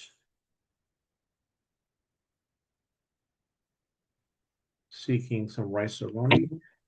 All right, we have Councilmember Doug Carr running for the Fairfield City Council.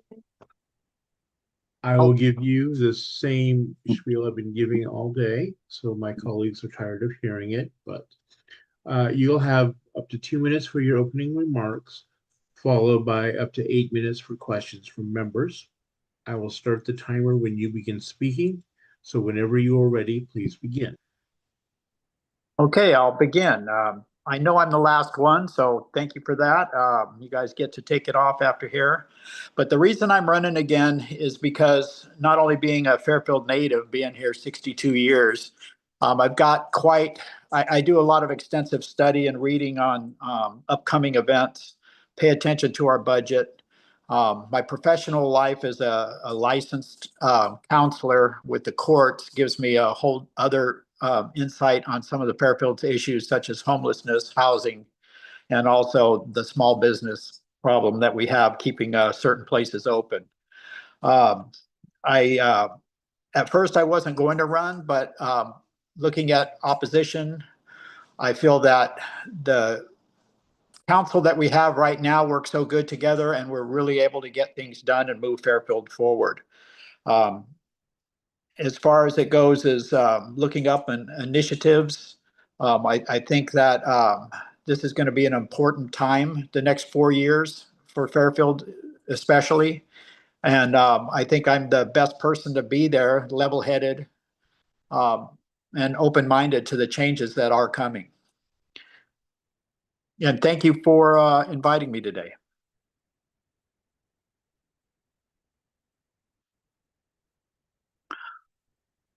I think that's about all I have for my opening statements.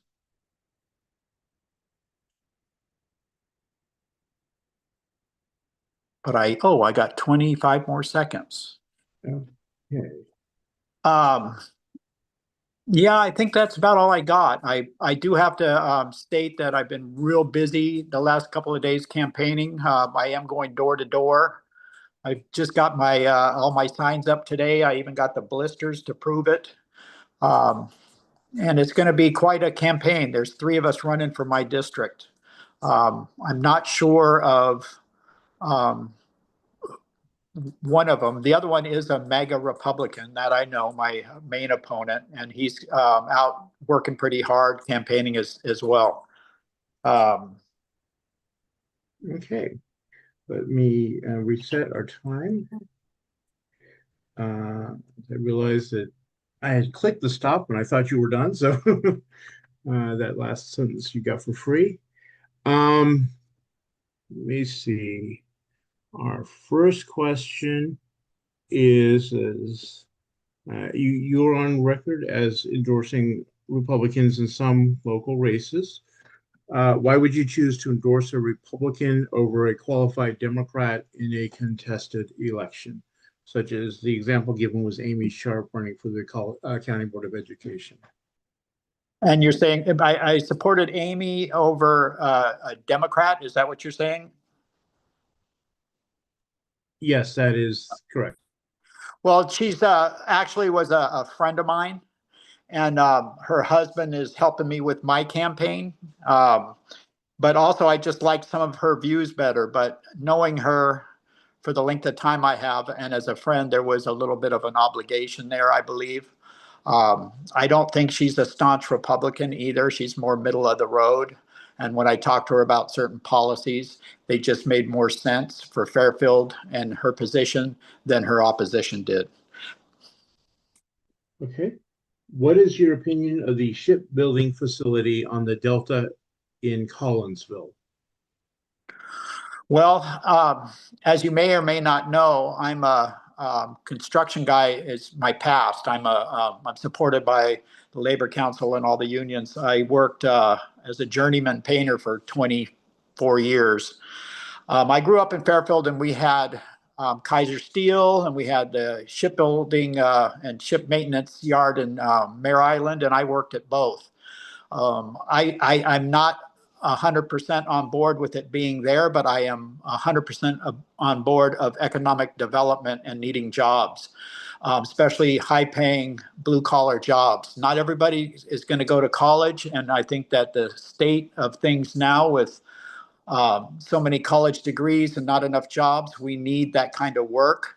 I just wasn't fond of it being in Collinsville, and I even talked to John Garamendi about that. I was on board with his ideas of it, they redoing something in Mare Island again, and I saw that it opposed problems. But from what I understand, that project went to Texas.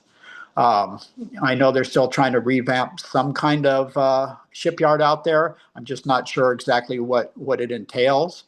But I am kind of an environmental guy. I grew up hunting and fishing out there, so I like the area. I do also know that that area has been set aside for this type of industrial stuff since the 90s. And I know even further back, they had ideas for that. That's where the ferry used to cross before the bridges, the passenger trains, because it's a deep water channel. So I'm kind of torn, but I'm leaning more towards, I'm hoping that they can extend and do it more in Mare Island. Do you support a moratorium on data centers in Solano County pending the development of state and local regulations? Yes, I do. Okay. Yeah, I did all the research on these even the smaller ones. They use million gallons of water a month, and I don't think, especially with some of the things coming down the road, they're talking about stealing all our water from Lake Berryessa to flush out the Delta for the salmon. I don't think that that's something that would be viable or a good idea, especially for the reasons here in Solano County. Okay. What plans do you have for mitigating the effects of climate change for your constituents? Well, again, clean air quality. When it comes to any kind of construction that does have to take place, they can do far better at these buildings, and like the building they built downtown. I know that they're building a new courthouse. I would be pushing for self-sufficient solar, environmental friendly building houses, anything like that for one, because we have the technology to do that.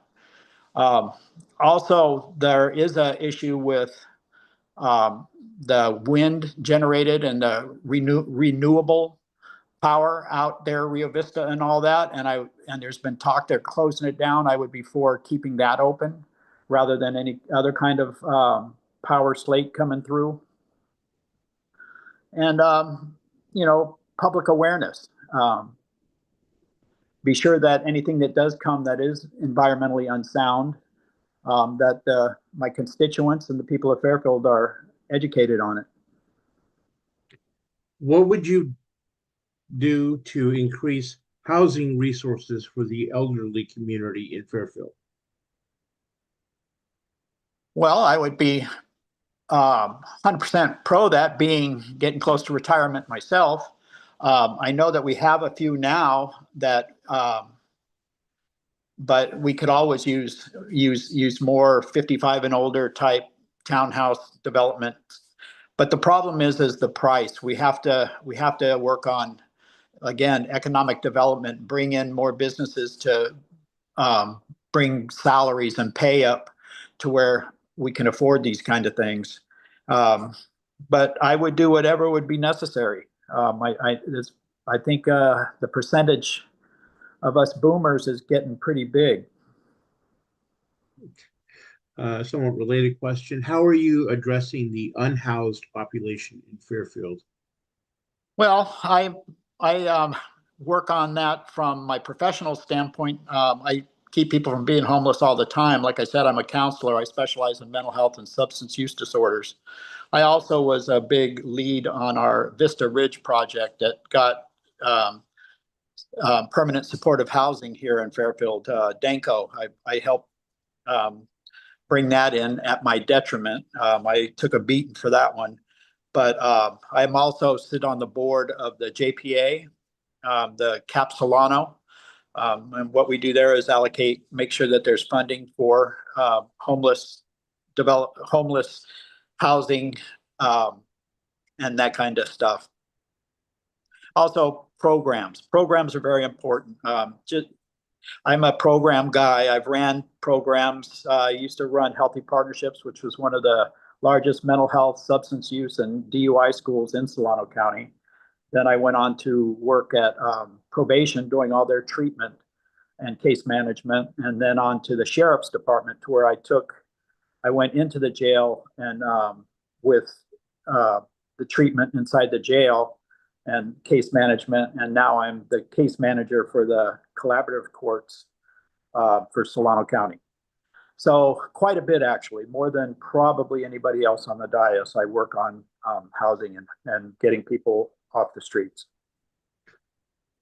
What could the council do to bring more renewable energy into Fairfield for civic items such as public lighting, infrastructure, etc.? That's a tough one because we've already tried. Our water treatment facilities, we had a big battle, but we got more solar, modern solar, in to run those facilities.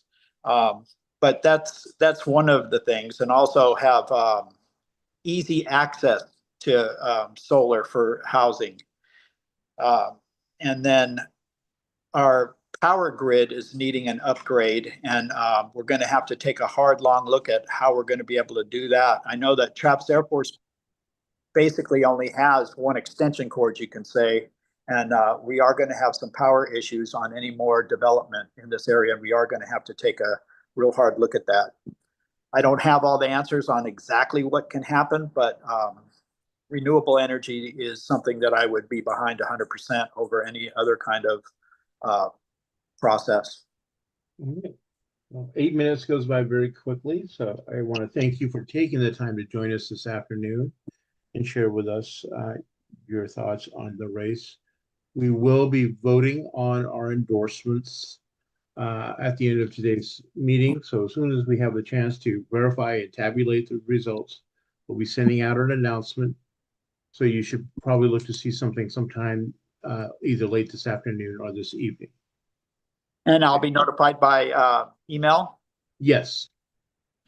Okay, well, I had a bunch of questions for you guys, but I guess you guys are tired. It's been a long day. I can contact you in different ways about some initiatives. I was curious where your stances were on SB 954 and 45, the changes that they want to do to review that certain process. And but I can get a hold of you on a separate date for that. Yeah, we can certainly share you that information.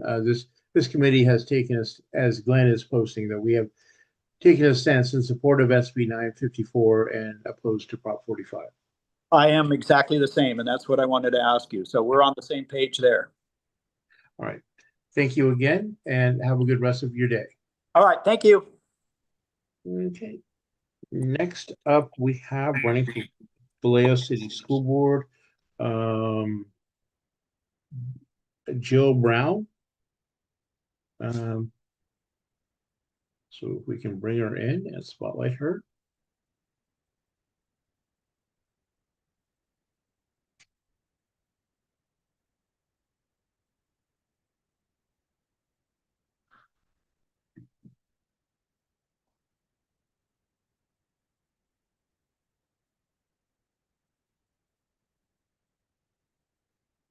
Okay.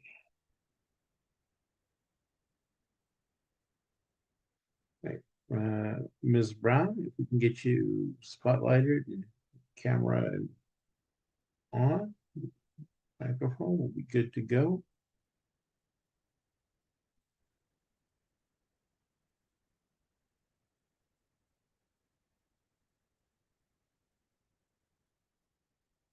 Where'd she go? Try this again.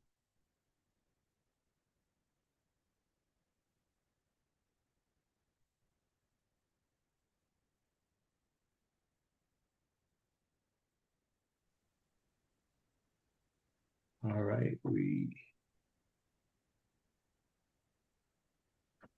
right, here we are.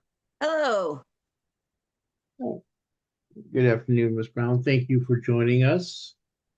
I'll tell you, as I've been telling all of our candidates today, you'll have up to 2 minutes for an opening statement, followed by up to 8 minutes for questions from our members. I will start the timer whenever you begin speaking, so it's up to you. Okay. Hi, my name is Reba Jill Brown. I go by Jill. I am running for the Vallejo Unified School District Board Trustee for District 1. I'm learning from going to these interviews and meetings. I'm not as qualified as everybody else, but at the same time, I think maybe that's a good thing because it seems like everybody keeps trying the same thing. Everybody keeps talking about, oh, we got to have the best for the kids, but nobody's looking out for the financial, where's the money going? Where's the money coming from? So, yeah, I'm just a grandma. I'm a tax preparer. I'm semi-retired, and I'm going to give it a shot. And that's that. Okay. Let's reset our timer for our questions. First question we have, what is your position on charter schools? Charter schools, we were hearing about charter schools, as far back as the 80s. And I think they're a good thing. I think they can cause competition for the schools to do better. But Vallejo has 6 charter schools. I feel like that's too many. We've lost too much of our student population to charter schools. I think one of the issues also with charter schools, and I've heard this from other people, is so the money stays. If a pupil signs up in the charter school, the federal money goes there. If they quit or the charter school says, hey, you're not a good fit, you got to go back to regular school, the money still stays at the charter. And I have heard that disruptive kids, you're not a good fit. Kids with special needs that the charter school doesn't want to deal with, you're not a good fit. We can't help you. So I think they're good, but I think we have too many. Okay. Next, following up on a question that may have been overlooked on your questionnaire, have you ever endorsed a candidate other than a Democrat? Yeah. I don't always agree with every Democrat who's, I hate to say it, some of them, I just don't agree with their policies, with the way they're looking forward to. And so, yeah, I have on occasion said, I can't back that person. Okay. Would you support a climate action resolution if the school board is asked to put one forward? Probably, yeah. Okay. I don't know what it would involve, but yeah, if it made sense. All right. The question, you were invited to be interviewed by the Vallejo Teachers Union, but you did not attend. Can you explain why that is? Well, I'm a one-man show, and I was told to reach out to a gentleman. I reached out, I left him a voicemail. I said, please give me a call back. I was waiting for a call back, and unfortunately he sent an email. I didn't see the email. It's just as simple as that. By the time I saw the email, it was too late.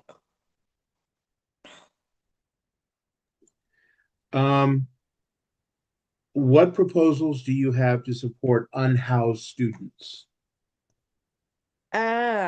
Well, I think any student should be allowed.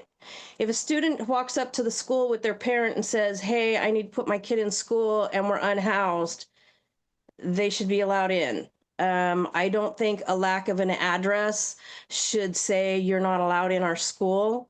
I know that the districts have really stringent rules about you got to prove to me where you live in order to go to this school. But I think in the case of unhoused children, there should be no restrictions. They need to go to school. Okay. What would you do to make our schools greener? Greener. Well, I think they could probably cut down on some of the paper waste, some of the paper that's generated. I don't know how old the heating and air conditioning systems are, if they need to be more energy efficient. I don't really know. I don't know how you could make a school greener I mean, obviously lower the waste, lower the heating, air conditioning, but that all depends on if there's money to replace HVAC systems. Okay. Referring back to your earlier response, what are some of the specific issues you disagreed with Democratic candidates on?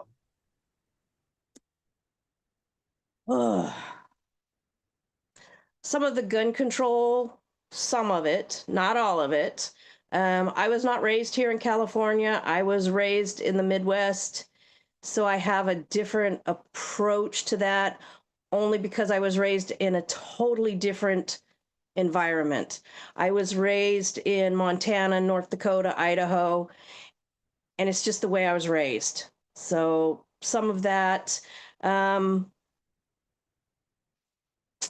some of the issues regarding illegal immigrants, I have no issue with it, but I don't think we can just say we have open borders. I think we need to do a better job of vetting some of these people that are coming across the borders. It doesn't appear that it's all just families with children. Are these children coming across really with their family? Are we allowing sex trafficking because we're allowing children to come in and we don't even know that this is really their parent? So I'm a little wishy-washy on that. Okay. What suggestions do you have for improving curriculum to make students more prepared for the 21st century? I think we need to put something in place early. The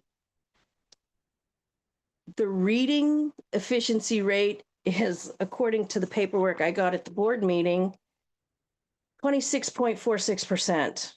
That is so dismal. The lady was saying, oh, but we have, I think, I'm not quoting anybody, something like, 50% of our first graders can read. If these kids aren't reading by the end of first grade, they're lost already.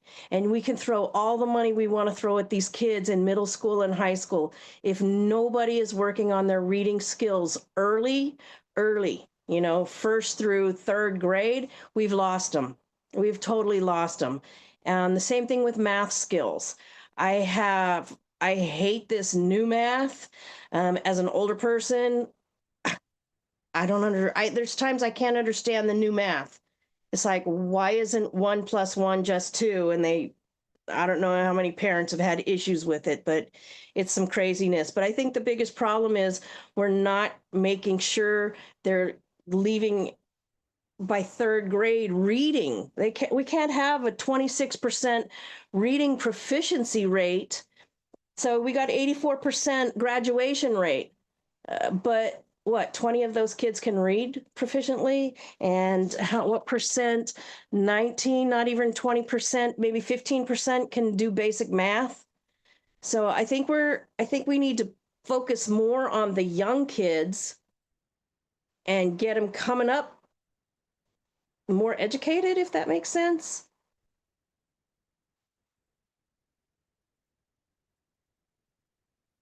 Okay. I'm not seeing any questions in chat, and it looks like we have about 20 seconds left. So rather than try, we'll say thank you very much. Appreciate you taking the time to join us this afternoon and share with us your thoughts. All right. We will be voting this at the conclusion of the meeting, and once we've verified and tabulated our results, we'll be notifying all the candidates of the results. So you should expect to see an email later on today. And again, thank you for joining us and taking the time out of your afternoon to be with us. Thank you, sir. All right. Bye-bye.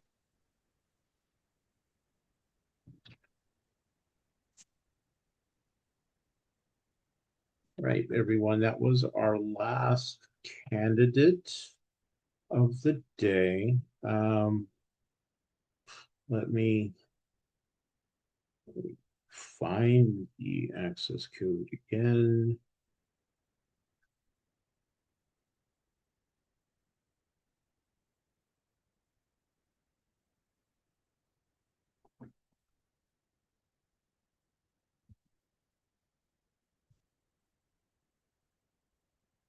Okay, so remember, please vote by 4 o'clock as you evaluate all the races we heard today. Remember, you have the option of voting no endorsement